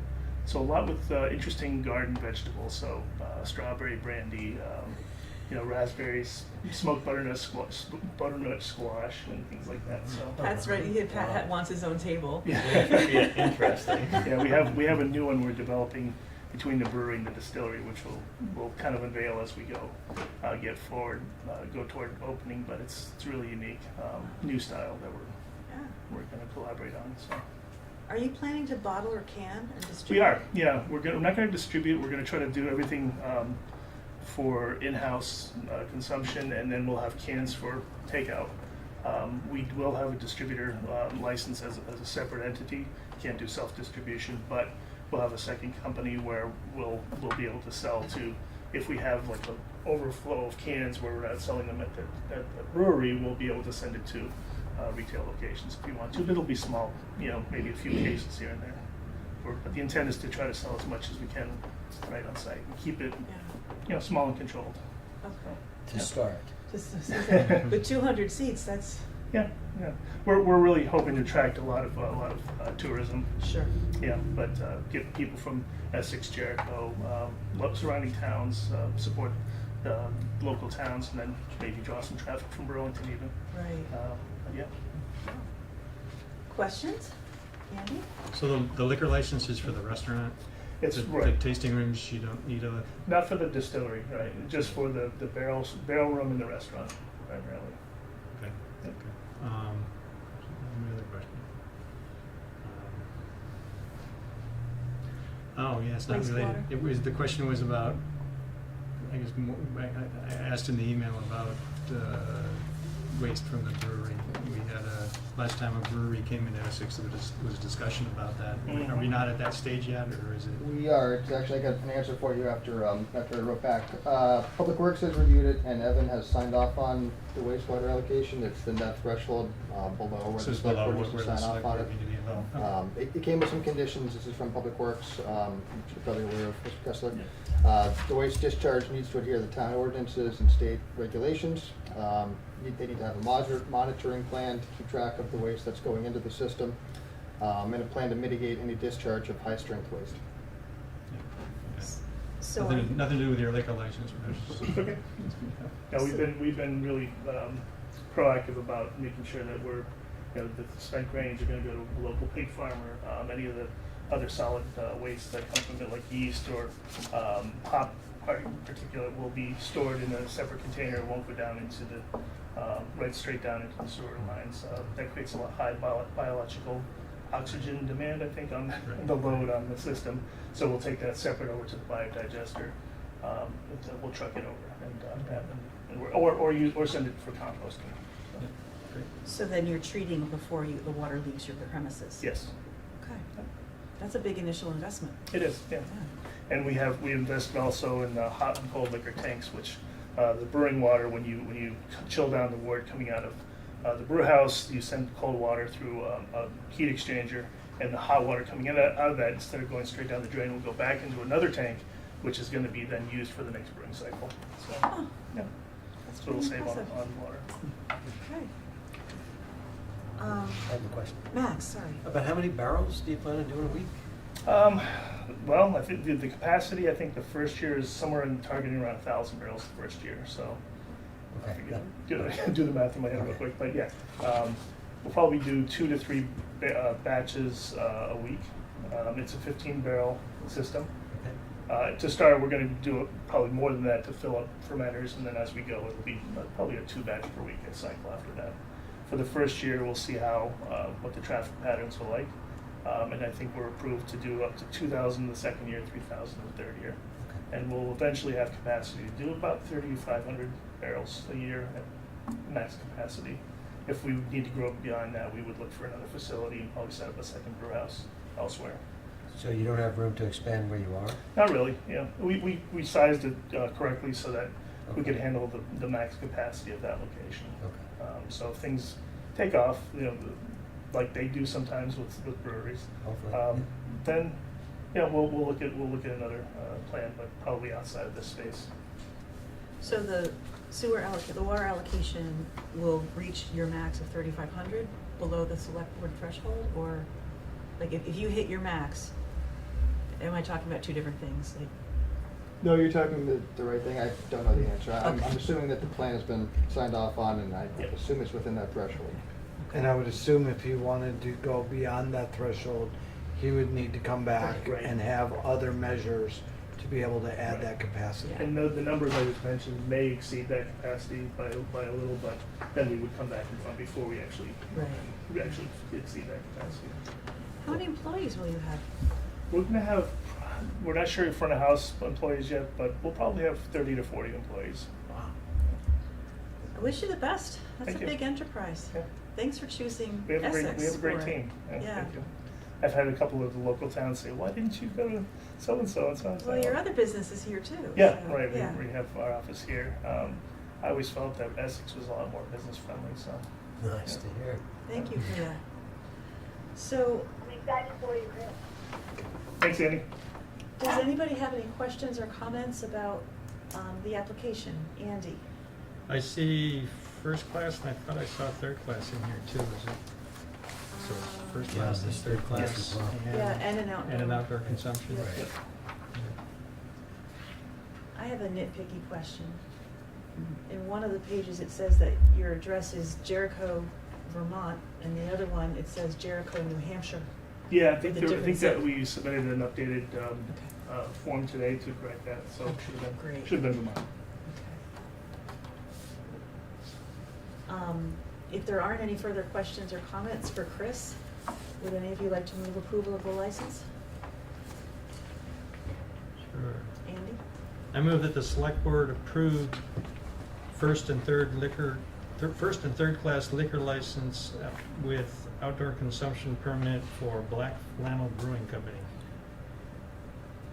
You said with outdoor consumption. I did say You with did, outdoor yeah. consumption. All right, I'll second it. Any further discussion? All those in favor, please say aye. Aye. Hi. Opposed? All right, and Chris, I just have to read to you, we have an admonition for each one of our liquor establishments, especially when there's a new one on board. The select board takes the issuance of liquor licenses very seriously, as should area establishments who serve alcohol.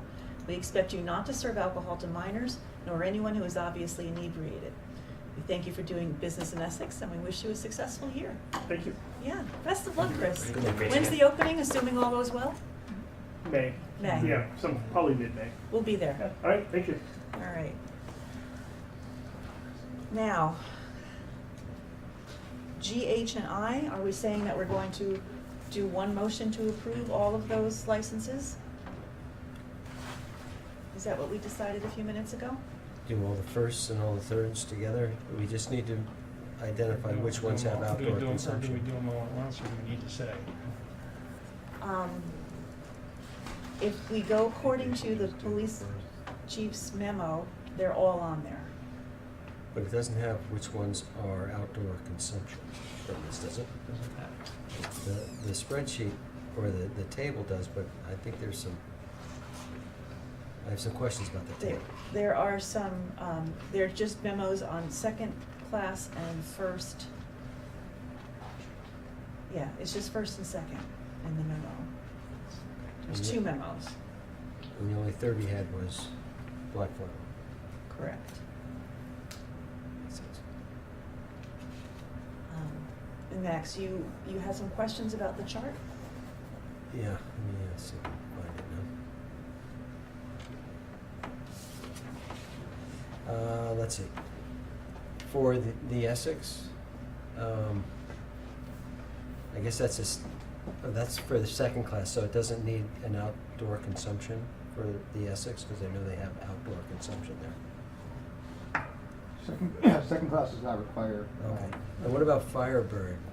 Aren't they gonna have outdoor seating? And I don't see an outdoor consumption for their first class.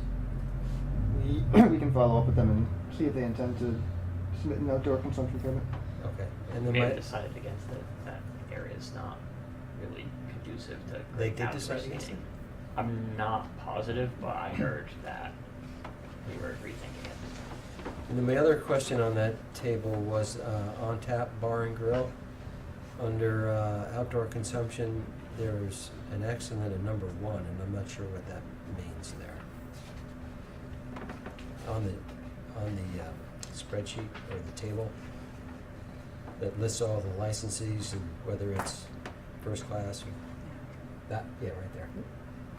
And talking about the on tap, yep, right, near the very bottom of the page there. Yeah, right there. Not sure what that 1 means. Or was it a 2 that was crossed out, turned into a 1? That's what it looks like to me. That's what it was looks 2. like, That but they everything might have else had- has an X, so. They might have been considering 2 outdoor. But it does have an X too, so I just didn't know what the 1 was. Do you know? I don't know. I don't know. But on their I will- application, if it's just a standard outdoor consumption, I'm fine, because this spreadsheet was just for our convenience, Mhm. it's not part of the license, right? Yep. So I'll check and get an answer for you. Also, the black flannel line doesn't have the outdoor box checked off. Right. So, And they just submitted theirs after this came in. yeah, but again, the application's fine, Yeah. it's just this Right. table's off and Yeah. yeah, that's right. Okay, so, So, yeah.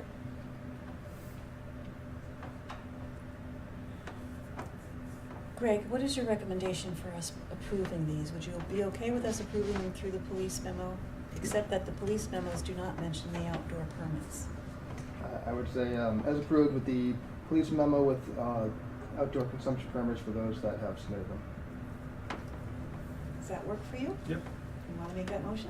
Well, I move that the Select Board, acting as the Board of Liquor Control Commissioners, approve and sign the first-class liquor licenses as listed in the memo from the Police Department, including outdoor consumption permits for those who have submitted them. Second? Any further discussion? All those in favor, please say aye. Aye. Opposed? All right. Thank you for coming up with a new procedure, So Greg. we- Please thank Jenny for us. Absolutely. It's Thank really you, sir. helpful. So we do And- need a second We motion, need a because second I did say first class. Oh, we need to do third as well. Second. Second. Oh, excuse class. me. So the first motion was for first and third and outdoor. But there's also a requirement for third class for all these. Many of these, right? And Kathy, again, did if you look at capture that- what Andy said? I had the select board acting as the Board of Liquor Control Commissioners approve this and sign the first class. No, I actually need to reread that. I'm not sure. I did say first class. and then I think you mentioned said first outdoor class. consumption. Okay, so As that, listed from the memo from the police department, including outdoor consumption for those who have. okay, so we've only done first class with outdoor, so Right. we need to do two more motions, is that correct? One's for second, one's for third? Or should we just say second and third? And It's not- and not- entirely up to And you. not do this, yeah, I'm sorry. It would be convenient if we only did one. Yes, I'm sorry. That's all right. All right. So do you want to make that So, second motion? so just to be clear, I don't need to mention outdoor consumption for second or third class, right? Right. Okay, I move that the select board, acting as the Board of Liquor Control Commissioners, approve and sign the second and third class liquor license renewal applications listed in the memo from the police department. Is there a second? Second. All those or any further discussion? Max? Yeah. Do we have that list from the police for the third class? We have Right, it for there the is no first third class, we have it list. for the There is no second, third class list.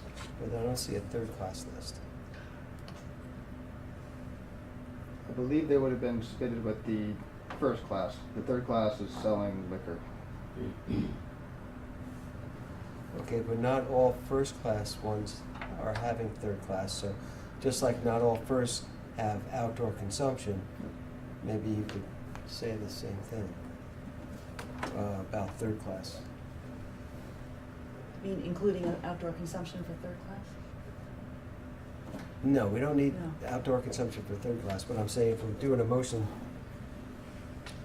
There's no list from the There's police no list department for- who's in our third class. Okay. So, so what we could do perhaps, so our next meeting is April 6th. Liquor license renewals are due April 30th. So perhaps we could get a last memo from the chief with the third class licenses, and then we'll do that at the next meeting. maybe we still take care of it today. Similar to the way Andy handled first class license with outdoor consumption, if we had a similar motion for first class licenses for outdoor consumption and for those that have outdoor consumption and those that have third class license, would that take care of it? That actually probably would work. Yeah. So then, can we amend the previous motion to just be for second class? Because I don't think you need Yes. a memo from the chief because we already have it for first class. There's no other ones asking only for third class. Right. Okay. So we could, Sorry to make this difficult. no, it's all right. First time through. So why don't we amend the first motion? Well, let's finish this motion first. Let's take the third class off of this motion. I agree with that, so we can approve the second class, right? 'Cause we gotta We've approve- already approved it.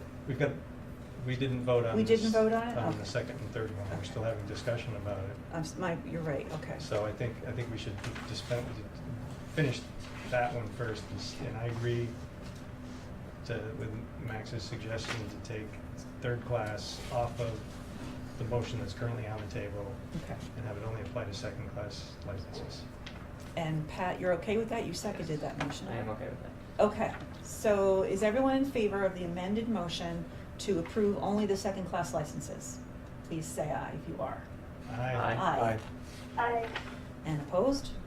Okay, so let's go back to the first motion, and Andy, since you made the motion, would you like to, Well, we've already approved it. Can we amend and already approve the motion? I don't know my Robert's Rules of Order at the top of my Yeah, I head don't know like either, that. but anyway. I'm sorry, ask the question again. We're So- wondering if we can amend a motion we already approved. We want to say that the first class outdoor and third class. Motion to reconsider, There you go. second, go Okay. back and do it. Make a motion to reconsider the previous motion. Second. Any further discussion? All those in favor, please say aye. Aye. Aye. Okay. All right, third time's the charm here, sorry. Slowly. Yeah. Okay, so a new motion from Andy. Okay, I move that the Select Board, acting as the Board of Liquor Control Commissioners, approve and sign the enclosed liquor license renewal applications for first class liquor license renewal applications and outdoor consumption permits and third-class licenses for those who have applied for that. I'll second that. Any further discussion? All those in favor of the amended? Sorry. As defined in the police chief's memo. Does the second agree? Yes. All in favor? Aye. All right, Sorry, Madam Chair. Okay, we're done. so all these There's little the- red flags are signature pages. Don't leave tonight before we sign them. Wash your hands when you're done. And wash your hands when you're done. Okay, we have gotten through a large batch of liquor licenses. Thank you, everyone. Let's move on to the next agenda item. Discuss results of town meeting, proposed charter change for 6-member select board. So we do know that the vote, hold on, I'm just getting my paperwork out of the way. Okay. The vote for this charter change passed. And so, at your seats, there is a memo, two pages of an email from Lori Houghton, who is one of the Essex Junction state representatives, and she provided this information so that we would be aware of the process of getting a charter change to the State House. So the first page is a list of the documents that the town clerk had to prepare in order to submit to the Secretary of State. And then the second page is just a list of the recipients of the paperwork, which are the Attorney General, the Clerk of the House, the Secretary of the Senate, and then the chairs of the House and Senate Government Operations Committees. And my understanding is that the paperwork arrived at the State House on Friday, arrived at the Secretary of State's office on Friday. Within the 10-day time limit that we had to submit. So I just wanted to share that with you so that you were aware those were the steps that had to be taken to get there. And from what I understand, the Secretary of State's job is basically to make sure all the T's are crossed and all the I's are dotted, and then they send it over to the committees at the House and the Senate, or at the House first, and then we wait. And now we have this cancellation or recess of the State House for the next week. So I don't know what the Attorney General's role is in this process, other than to make sure that, I don't even know what the Attorney General's role is. So, Maybe just to make sure that all the documents are there that are required, statutorily by law, required. yeah. So, so beyond that, I don't have a status. There's a recess. And so we don't know if the House Government Ops Committee is going to pick it up to discuss. If they are, when. It's up to them. Everything is entirely up to them. It's in their hands. So that's where we are. So I have notes on. So they're recessed for the week. If they pick it up, they could act on it, or they could choose not to act on it, or they could say we need to wait until next session. Unlike regular bills, if it doesn't get dealt with in one session, it can carry over to the next because it's a charter change. So it just has to get represented to the House. We don't have to go through a vote again, but they have to go through an introduction process. And I understand that some Essex legislators have been requested to ensure that there's a hearing on the charter change. That's up to the committee, but I know that those legislators have taken that request to the State House to make sure that the committee's aware that some folks want a hearing. And if there is a hearing, the committee will schedule it when they see fit. And so we're kind of at their mercy at the moment. And we just have to wait to see. urgency on our part and a desire to know what the outcome is going to be is not a factor in their doing work, because they have charter changes from a bunch of other Vermont towns as well. So we're just waiting. That's all I have. So, anything different from you guys? I'm not aware of anything. Yeah. Okay. Andy. So, I understand, and I'm not trying to make work when it's not necessary. But there are some things, questions around this change that are going to need to be answered, like redistricting, discussion, or if it, at some point I think there's going to need to be a plan for a method for doing that. There's also the how do you start it. Does everybody need to be reelected? Those kinds of things that weren't specified in what has gone to the legislature at this point. And I understand that they can do whatever they want with it. They can change it however they choose, or pass it the way it is. And I'm wondering whether we will be asked, or whether we would have an opportunity to have any influence over how this gets implemented if they want to approve it, and whether, and I'm thinking, some of this is thinking out loud, and I'm sorry, I sometimes talk myself out of things when I do this, but I think it's helpful to hear it. It's fine. But I don't, as I said, the first thing I said is I don't want to start any extra work, so maybe the appropriate thing is to wait until we get a response before we start considering those options. But I think from the standpoint of this body having any influence on how it's actually implemented, I think maybe we need to start thinking about it.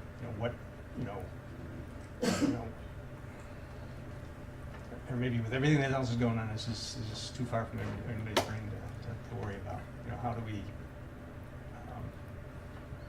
how does it get implemented if it gets approved? So I have a couple thoughts on that. Yeah. And I know that Evan our town attorney is aware that the document is down at the State House, and so, and Evan has been keeping him apprised. It may be that the committee tells us what to do. Right. From what I understand, there are some experts in municipal law on that committee. It may be that the committee asks us what we intend to do, or they may just say, just go do it, you figure it out. Right. So again, I think you're right to say. Maybe too early to start actually doing Right. any work on it. Right, but we're thinking about It's it. something that needs to be Yeah, thought about. yeah. And I think we all should think about it, yeah. Because there's gonna be a bunch of charter changes that are gonna have to be made in order to accommodate this. Yeah. So, for example, there will need to be a charter change about the districts, Mhm. a charter change about how to elect a chair, what to do with a quorum. I mean, there's a whole bunch of stuff that we're gonna have to figure out. Right. So, Okay. it's Yeah. gonna require more voting on the part of the public Yeah. to implement. So, Yeah. assuming that the State House doesn't tell us to do something different, Right. Okay. or to lay out specifically how they want us to do it. So, would you say that's about, I think they have some work to do on language within the existing charter, and anything that they believe is in conflict, right? not only with our charter or anything with the state of Vermont. Right. Right. And back to where the Attorney General comes in, I would believe the Attorney General also takes a look to see if it is establishing any new law or anything the state may not want to grant as a power to a municipality. May have other roles in there, but in general, that would be one thing I think his or her office would look at. I just don't want to lay on the road and wait for the truck to hit us if there's something we can do to avoid it. Right. That's a good analogy. It's a great analogy. Well, they're also aware of the November vote coming up too, that may have additional charter changes. They Right. do know that I we're don't know working how on that's merger. gonna play with what they're doing. Well, it won't unless that passes. Right? So Well- if they choose to pass the charter change now, Yeah. then it's passed. Okay. But if they don't, and then the merger vote passes, then they will have two charter changes that are competing, and I have no idea what they'll do. Last time that happened, the legislature sent Essex home and said, you guys figure it out, we're not gonna approve either of them. So we could be up the creek if that happens. But, you know, we've been through that before. Or in a different creek. Yeah, we're in a different creek. Well, we may have Can't be in the pilot. same river twice. So,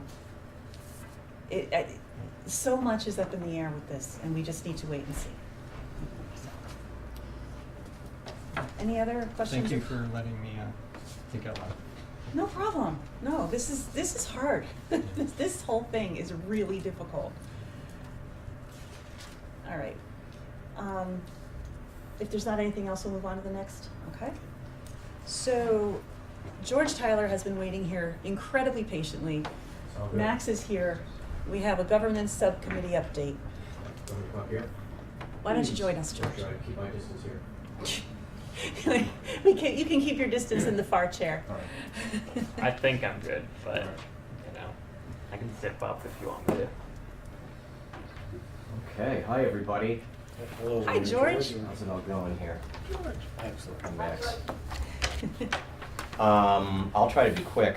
The update is, we actually had approved an update memo that we were going to be getting out to you for our next joint meeting.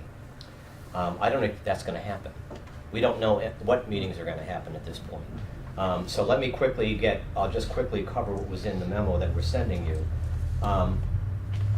We have reached a point on the governance committee where we need some firm decisions about a few things. As you just talked about the charter change, we recommended, as you know, a 2-2-3 model. We based our model on the KSB survey and legal counsel. It wasn't a political initiative. So I think at this point what we've decided, in light of the charter change, we just said, let's not make any further, we won't take any further action in terms of putting that into a transitional or into the charter.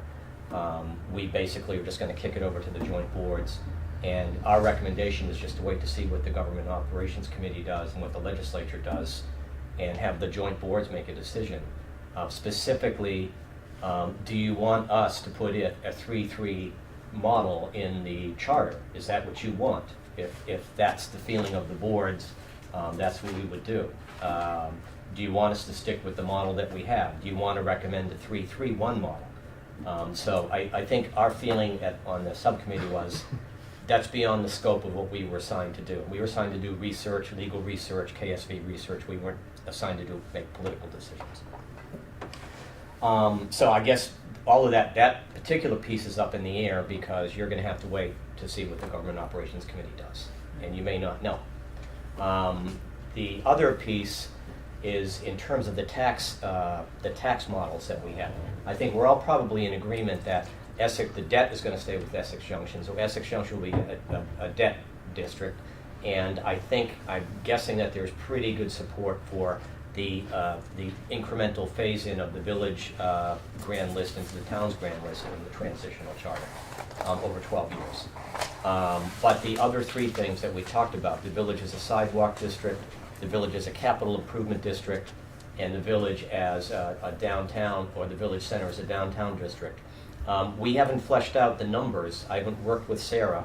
I didn't want to burden them with doing the math and all that, unless we got some guidance from the two boards. So what we're looking for is for the two boards to tell us specifically, which one, do you want all of those, some of those, which ones do you want? Do you think they're good ideas? Let me back up a second. We sent our representative model 2-2-3 and all of our tax models down to the Government Operations Committee. Someone who's familiar with charters on the committee reviewed it. The Legislative Council reviewed it. They said it's all good as far as they're concerned. So that's both the representation model and all the 12-year schemes we have. So now it's up to the joint boards to decide what do you want to do with all that stuff. Okay? But again, are we going to be meeting again? I don't know. So the thing is that we're actually pretty far ahead of the curve at this point.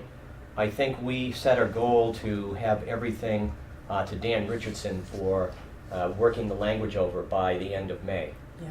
So, I mean, I'm going to suggest that probably a lot of this stuff with the government subcommittee, we just take a hiatus for a couple of weeks. I mean, we're not going to do an informational hearing, and I think the fewer meetings that we burden staff with at this point, the better. There's nothing really urgent about this, but I would just leave you with those decisions to make.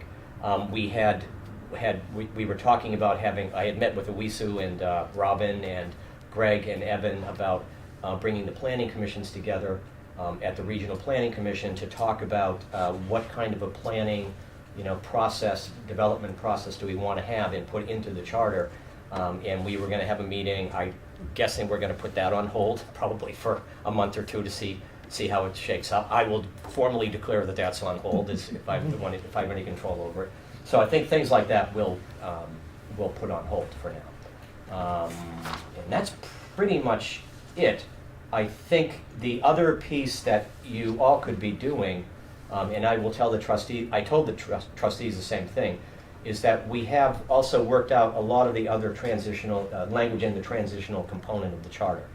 If you could all look at that, make sure you're comfortable with it, and then whenever it is that we all meet again, and I'll make sure you all get copies of that if you haven't gotten them ready. And Ann is very good at, we'll make sure you all get that. And probably there'll be a whole bunch of weeks where you can all look at the transitional charter and all the work that's been done on it so far. And then whenever we meet again as joint boards, you can ask any questions or make any corrections or any clarifications that you need with the transitional charter language to this point. Okay? And I don't know. Andy, Max, anything else I'm leaving out? I think you covered it. Okay. George, Yes, Annie. I'm sorry. I've been hearing most everything you said. I missed a little bit back when you said something was outside scope of the committee. Right. I think we. You mentioned my strong points from the subcommittee meeting last time. Right. I think what we're saying is that the representation model, in light of the charter change vote that happened 2 weeks ago. Oh, yeah, no. Okay. I guess I'm asking you, George, am I correct that I did not hear you mention the strong point I brought up at the subcommittee meeting? What was the point, Annie? I would very much like to see, not like to see, I don't know how we can move to merger without showing all of the figures for what a flat-out, full-on, 100% separation would look like in numbers. Oh, okay. Oh, okay. Yeah, I'm sorry, Annie. I forgot that. Excuse me. My apologies. No, I'm not frustrated. I just wanted to make sure I can reiterate something you already said. Yeah. Let me see if I can cover it. So Andy wasn't able to attend our last meeting, and so Annie took his place, and Annie had requested that we have something we haven't really done, but we basically show what a full separation of the town versus the village would look like, and for the reason of showing what I guess for where all the finances are, Annie, or I'm not sure what. My feeling is that unless it is very, very, very clear, and by the way, to be 100% clear to everyone in the room right now, I am absolutely not suggesting separation. Okay. That's not what I'm suggesting. Right. But I'm saying that if we don't put the numbers out factually, Right. real, I understand from Evan that there are some things that are, challenging in that. I'm not suggesting that we are magicians, but to put those numbers out factually for real Right. is the only way that we're going to make this vote as clear as this, that instead of it being an emotional arguing point, that people can simply share facts, make a decision, and go vote. Okay. Okay, thank you. And I think what Max and I and Raj, we appreciated what Annie was saying, and it wasn't pro or con, but again, we kind of felt that for the governance subcommittee, that's a little bit beyond that was a little bit beyond our scope. It's a pretty big chunk of work for staff to do because there need to be some assumptions in there. So we thought again that if I'm getting it right, Annie, that we thought that would be, again, a decision that the joint boards would need to make about whether you want staff to go ahead and look at the numbers and put information out there about what a separation would look like between the village and the town. So we're kind of punting, the subcommittee is punting on that, and it's not because we're afraid to do it, but I think we just felt it was a little bit beyond our scope. Yes, agreed. I just wanted to make sure that the point that Dennis has said. Right. Thank Okay. you. Thank you, Annie. Sorry about that. I forgot about that. No need Yeah. to be sorry. I'm sorry for being so chatty here now. Thank you. Right. Yeah. And so back to Max and Andy. Did I leave anything else I left out? We've also had discussions about water districts. You Right. mentioned that, or a single water district with potentially different rates in different areas because of different debts or whatever. Right. But that language is in the transitional charter piece now. We approved the language that was in there. And so again, it should be self-explanatory, but it may not be. But when we get to it, we can explain it. And we also had, we thought because there are a lot of questions about water rates and sewer and who pays for what and how it all works, we asked Dennis and Jim to work on, and staff to work on a Q&A that addresses all that. And so we kind of approved it, but we had some additions. We had some additional questions that we wanted to add on to it. So that's kind of an unfinished piece at this point. I think it's something that we can get done certainly before we actually put the charter out there, in the fall. So that's a little bit of an unfinished piece, but I think we'll probably get the Q&A that we have so far again at our next joint meeting whenever that happens. And you can get a look at it and see what it says. Is that right? About right, Andy? Yep. Yep. And we met with Caitlin and Wendy as well. Right. We met with the library, the chairs of the library boards, and Wendy wasn't able. Wendy Hisco wasn't able to come, but Caitlin came, and we talked about the board structures for the two libraries. And bottom line is, the Brownell Library Board really has to pretty much stay as it is. The charter for the Brownell Library, the conditions under which it was given to the village, says that it has to have a trust, and there have to be trustees of the trust who are self-appointing. They, as one leaves, they appoint another one. They can live anywhere in the world. They don't have to live in Essex Junction. And then the other part of the board is an elected board.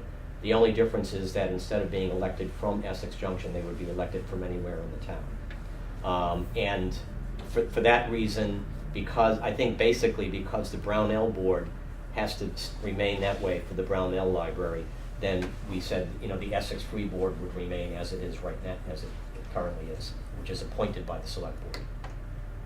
So we don't see any, other than anyone from any place in the town can run for the Brownell board. It wouldn't be restricted to the village. Other than that, the board structures for the two libraries will stay the same. And both boards supported that plan? Yeah, very much. Yeah. Yeah, wow. Yeah. Yeah. That's excellent. Yeah. Any other questions? That's good. So we had planned on doing an outreach event on March 28th. Yeah. But we're canceling that, right? And so I think the hiatus is a great idea for Yeah. obvious reasons, but also because you guys are exhausted, I'm sure, of all these meetings and all the hard work you've been doing. It's been a great heavy lift for all of you. I would still hope that whatever situation we're in now, I hope we get through it by the end of April, that we will be able to have at least one more outreach meeting with the public. I mean, we haven't even had a chance to explain the taxation yet. No. And we haven't had a chance to talk to people about departments. So we really need to, once this pandemic, the limitations around the pandemic end, we need to activate and have multiple outreach opportunities to explain and give people the opportunity to input before we give it to Dan Richardson to draft the final plan. Mm-hmm. So I just want to make sure that we're all aware that we still have a lot of outreach to do and opportunities for public input. So I will, the other thing you're going to have to decide is one of our esteemed members is going to be leaving, and so you're going to have to appoint someone else from the Select Board. Yep, we will be And, talking about that. Yeah, okay. Yeah. And I will work with Ann and be in touch with the rest of the other subcommittee members to tell them where we are at this point. And if there's any unfinished business that we can handle via email, we'll get it done. But that's sort of where we are. I think I hate to say it's low priority, but I think in terms of keeping the community going, it's certainly not a high priority at this point. Absolutely. Thank you. All right. Andy? Did I hear that Ann is leaving us? Yes. Ann is leaving us in middle of May, Yeah. beginning of May. Yeah. I just wanted to thank George for being Sure. the chair of that committee and doing a lot of the writing of the discussions that we've had and so on. Ann has been really good as far as that goes too. Okay. She's been keeping me honest. And, Nice. you know, she really did a lot of stuff.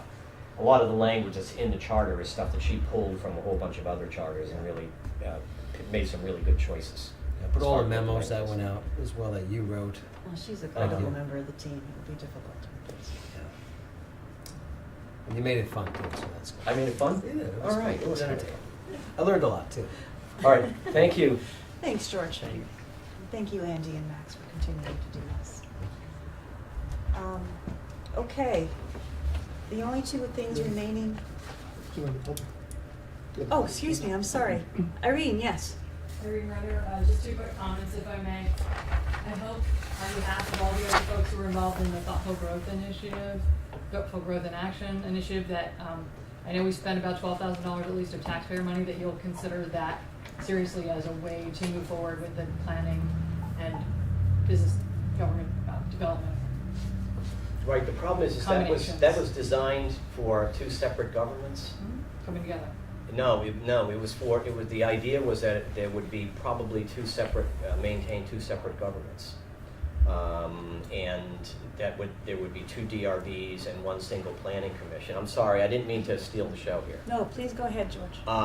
And we kind of thought that in looking at it, and since it was several years old and it was designed in a different era, we thought we may very well wind up doing that, but Okay. I thought it needed to be looked at again. I appreciate that. And second of all, while Annie also did indeed request a pricing out of what complete separation would be, I, in the audience at the last governance subcommittee meeting, asked that we price out the separate and share model that Ken came up with, because when I see the libraries being allowed to stay separate in a merge situation, and I'm reading that the fire departments will be allowed to stay separate in a merge situation, it occurs to me that separate and share is another thing we may want to price out to show how that would impact people's pocketbooks.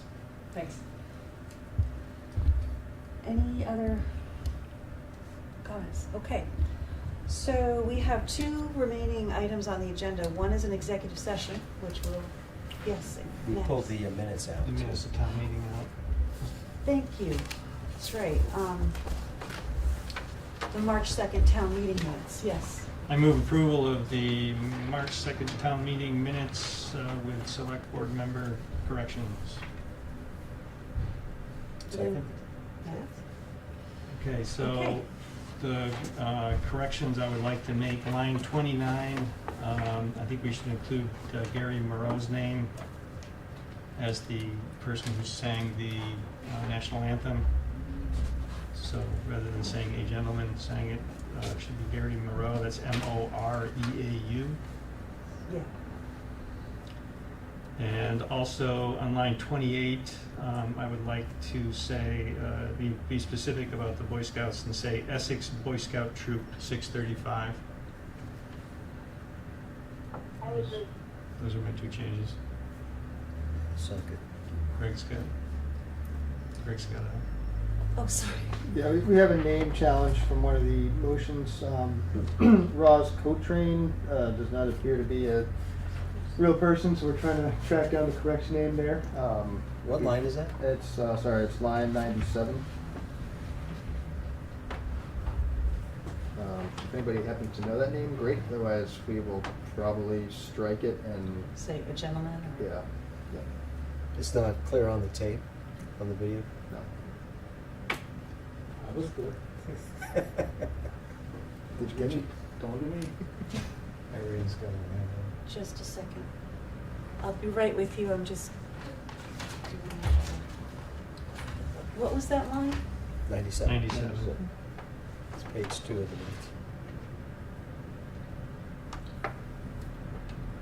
I wish we could see the video so we could look at the person who made the motion, might be able to see it. Yeah, I don't know. You can. Well, I mean, like right this second. Can't do that. So, Irene, how can you help us? I sent the link to Greg earlier today, The link for what? the video and the timestamp over it is, in case you want to. Okay, well, we have the link and everything, it's just we can't go to it at the moment, but I'm sure that what we can do is figure it out after the fact and make the change. Would the board object to correcting that name? Or would you like to have them research it and then bring these minutes back to us to approve it, or can we just let it go? I'm asking you, Andy, because you were the one who made other changes to the minutes. How about that? Wow. I want to make sure that you're comfortable with us making a decision on this, because I'm comfortable with letting the staff figure out who it is, and if it isn't Yeah, yeah. anybody in particular, saying a gentleman or a person. I'm okay with that. I don't need to have the exact name in here. Is that good for you guys to just go ahead and fix it? Okay, thank you. Any other amendments to the town meeting minutes? Okay, so we have a motion and a second on the table for amended minutes. All those in favor of the minutes as amended, please say aye. Aye. Aye. Opposed? Okay. Thank you for reminding me that we pulled them out. Yep, sorry. Yep. Okay, so consent agenda. I move approval of the consent agenda with select board comments. I actually have something to pull from the consent agenda. Oh, okay. Please The go ahead. adoption of the emergency maintenance, the emergency management plan. I apologize, my computer ran out of battery, so I don't have the exact phrasing. It should be pretty quick, but just a note that as I was going through it, as esteemed as Max is, he's listed on there as the municipal contact under Elaine, and given the current circumstances that we're in, it's probably advisable to have someone besides Max, since his tenure with us is almost up and we are under an emergency management operation right now. It's just it was in one portion of the document. It was a listing for municipal contacts. It had Elaine and Max. We should probably decide who should be there aside from Max.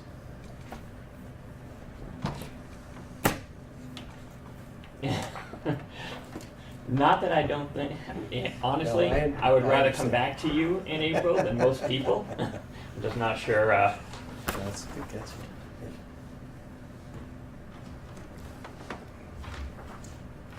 You have to be trained in order to do that, right? Yeah. Yeah, Yeah. So we don't have anybody else we trained. don't have anybody else trained at the So moment. I would feel more comfortable leaving Max there. Do you have a replacement? Does it have to be an yeah, officer? if it doesn't have to be then. I'm gonna leave that up to Chief Gary.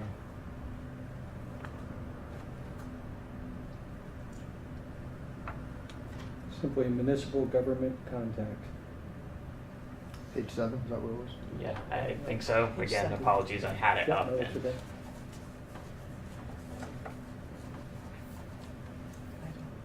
So it lists select board chair, select board alternate, and there's actually a place for a third alternate, which we've never had before, so. But there needs to be training for this, correct?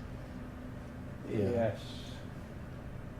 It's one class, I believe you have. Yeah, it's just one class. I don't recall taking it myself.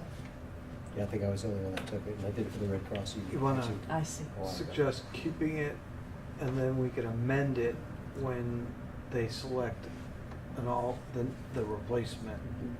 So my suggestion is you keep it as is at your organizational meeting at the first, select a person to go to training. Once that person has taken the training, we'll bring this back up for amendment. And we're gonna try to get that $100 worth out of Mr. Levy, out of that check. So you may still be called back into service. All right. That's right. That's your You said service. you weren't moving. You're not Just when you supposed to thought you were out. I'll leave. Is that okay? Stanley, yeah. Patrick, with your, Yeah, with no, your request? absolutely. Like I said, I'm more comfortable with Could Max then- there than I would be myself, for example. And if any of you want training, let us know and we'll Well, track down the best time to do it. Yeah, I think would that like it's to do that. advisable that we should probably get I at least think 2 so. of us. Yeah. Well, Yeah, I'm happy let's to do wait that, until we Tucker. get to the organizational meeting, make the choices, and then those people will do the training. Perfect. Thank you for calling that out, Pat. So technically, we're not making a change to the plan, Yes, so we can keep it in the consent Yeah. agenda. So I move.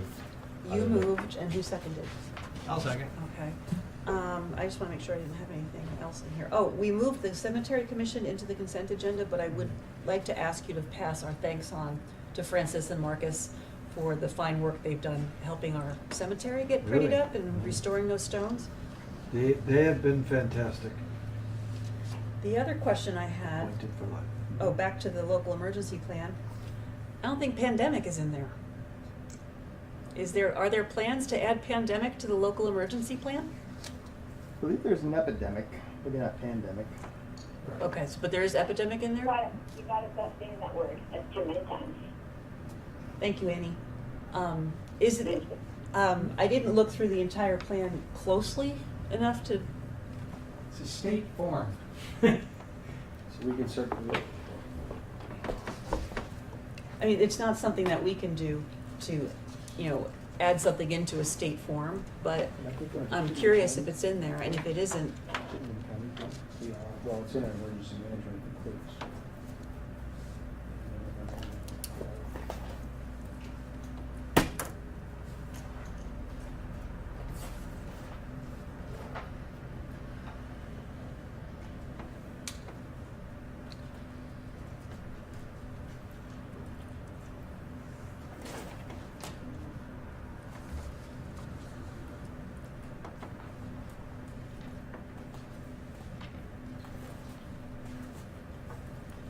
Chief, it's a state EOP. We basically fill in the boxes. Yeah. So, apologize, but it's the state form, not ours, so it would be up to the state to add pandemic. I bet they're thinking about it. well, and we're working on a continuity of operations plan, so just as long as we have all our bases covered, that's all I'm trying to get at. So we have a motion and a second on the floor to approve the consent agenda. Any further discussion? All those in favor, please say aye. Aye. Thank you. And now on to the reading file. Any questions, comments? Andy? Yeah, first I want to thank staff for including the discussion with the school district about busing and sidewalk plowing. That helps us explain to people when they ask that there's discussions going on. The other thing is I did put in a summary of the town meeting survey feedback that we got, and I apologize. I just did myself a dove laugh a few minutes ago because I forgot to bring them back. I'd love to see Because you them. had asked to see them. Yeah, I'm I sorry. think we would all like to see them. I neglected to bring all those pages back. There were 12 of them this year. In aggregate, over the past 5 or 6 years we've been doing this, we have about 75 of them. And so my description includes feedback from the last number of years, not just the 12 that we got this year. Because I've done the summarizing every year, so I have the institutional knowledge behind them also. But so anyway, there was a lot of positive feedback about the dinner. Everybody likes that. The presentation this year, people were pretty impressed that we seemed to have many of the answers already prepared ahead of time. So that was good to have thought forward to what questions might be asked, and we were able to respond to that. There were a number of comments about that. Year after year, we get comments about the sound system not working well. I don't know if it's better to have people hold the microphone in their hand rather than use the mic stand. Just a suggestion. I don't know. But anyway, you can read the thing. Yeah. There was some good feedback. Thanks. Can I keep going? Absolutely. The other thing is, I didn't bring this up during the governance subcommittee discussion because it's not it wasn't the subcommittee's topic, but 2 weeks ago I spent 12 hours at the polls. I was at the middle school because I specifically wanted to talk to people outside the village. And the overwhelming feedback I got about the merger, people recognized that this wasn't the merger vote that they were voting on.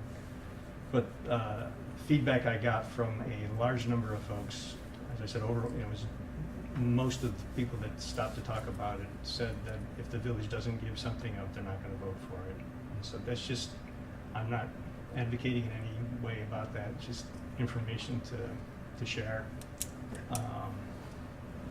And so I don't know what we can do about that, but that's was the sentiment I heard from a lot of folks. Yeah.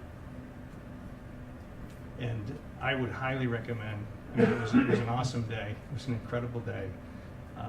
The weather was spectacular. It was 50-some degrees. Because it was the presidential primary, it was a constant flow of people. There was never a break the entire day. I played my ukulele for 9 hours that day. Had to put it away because it started raining later in the but there were a couple folks here that were there. But anyway, I recommend that if you have the opportunity on a voting day to stand at the polls, whether you're running or not, and talk to people, because it was I thought it was a good thing. And congratulations on the results.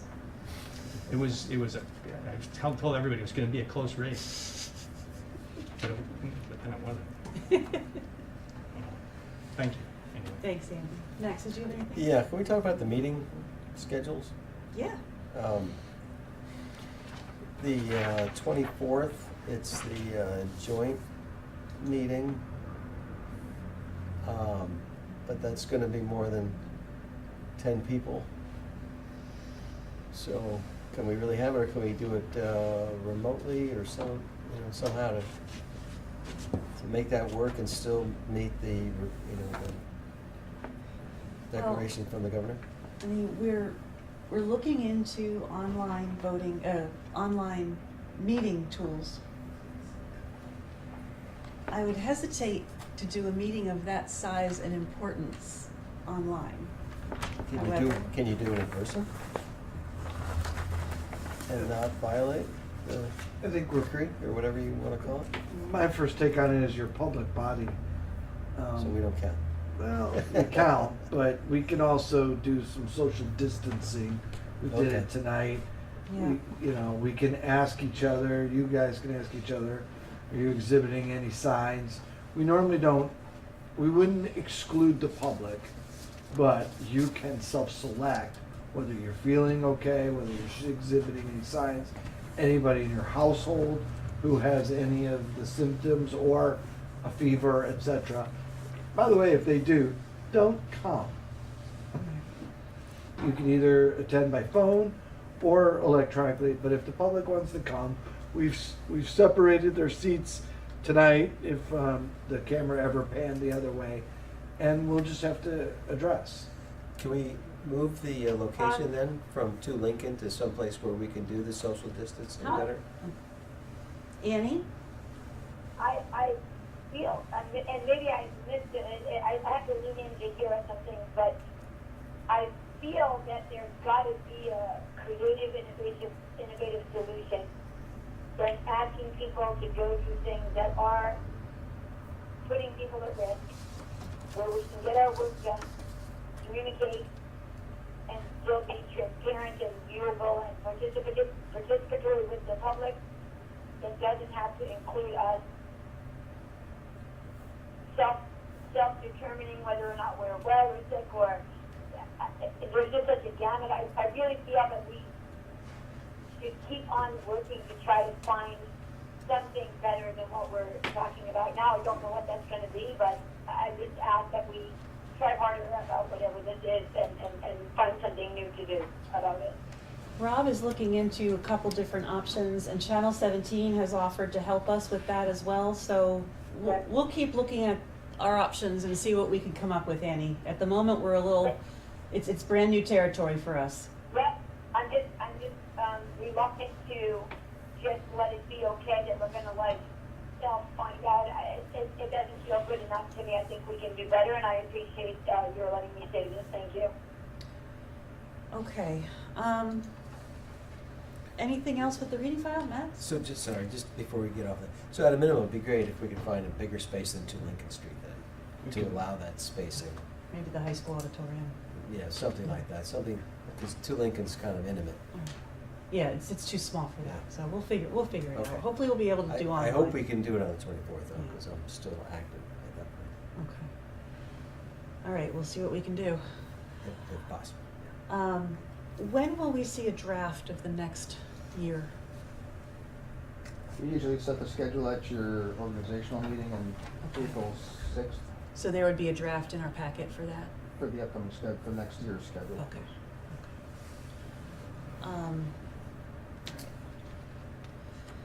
I only had 2 things in the reading file. Thank you to Evan for working with the school district on busing and plowing and making sure, and Dennis, making sure that that continues to be refined. That's been ongoing work that's been pretty challenging, so, and like you said earlier, we're probably gonna get another snow incident, so I guess we might not have to worry about Shannon busing and that for that, GIS. but yeah, Shannon too. So please thank them I from will. us for that continued work. And the last thing I wanted to say was thank you, Max, for 12 years of unstinting service to the town of Essex. This is your last meeting. We hope we made it worthwhile. Well, I'm hoping I can be on the 24th too. That's true. Last select board This is the only. last select Last board select board meeting, only, but so. Thank you for that. You were an outstanding member, Yeah. a great chair, and a really good leader. Thank you for your very kind words. It's a labor of love, and I was happy to do it. It It's was an very honor. clear that it's a leader. It's a real honor. Yeah. Thank you. Our last item of business is an executive session. Andy? I move that the select board make the specific finding that premature general public knowledge of the town's position concerning ongoing contract negotiations and labor relations agreements with employees would place the town at a substantial disadvantage. Second. All those in favor, please say aye. Aye. Do we have to do a second motion? We do. Yeah. I move that the select board enter into executive session to discuss contracts and labor relations agreements with employees pursuant to 1 VSA Section 313A1A and 1 VSA Section 313A1B to include the unified manager and deputy manager. And the chief of police and the HR director. And the what director? HR director. Second. All those in favor? Aye. So, do we want to go upstairs and we'll Yes. call, okay, so Annie, we're gonna hang up and we're gonna call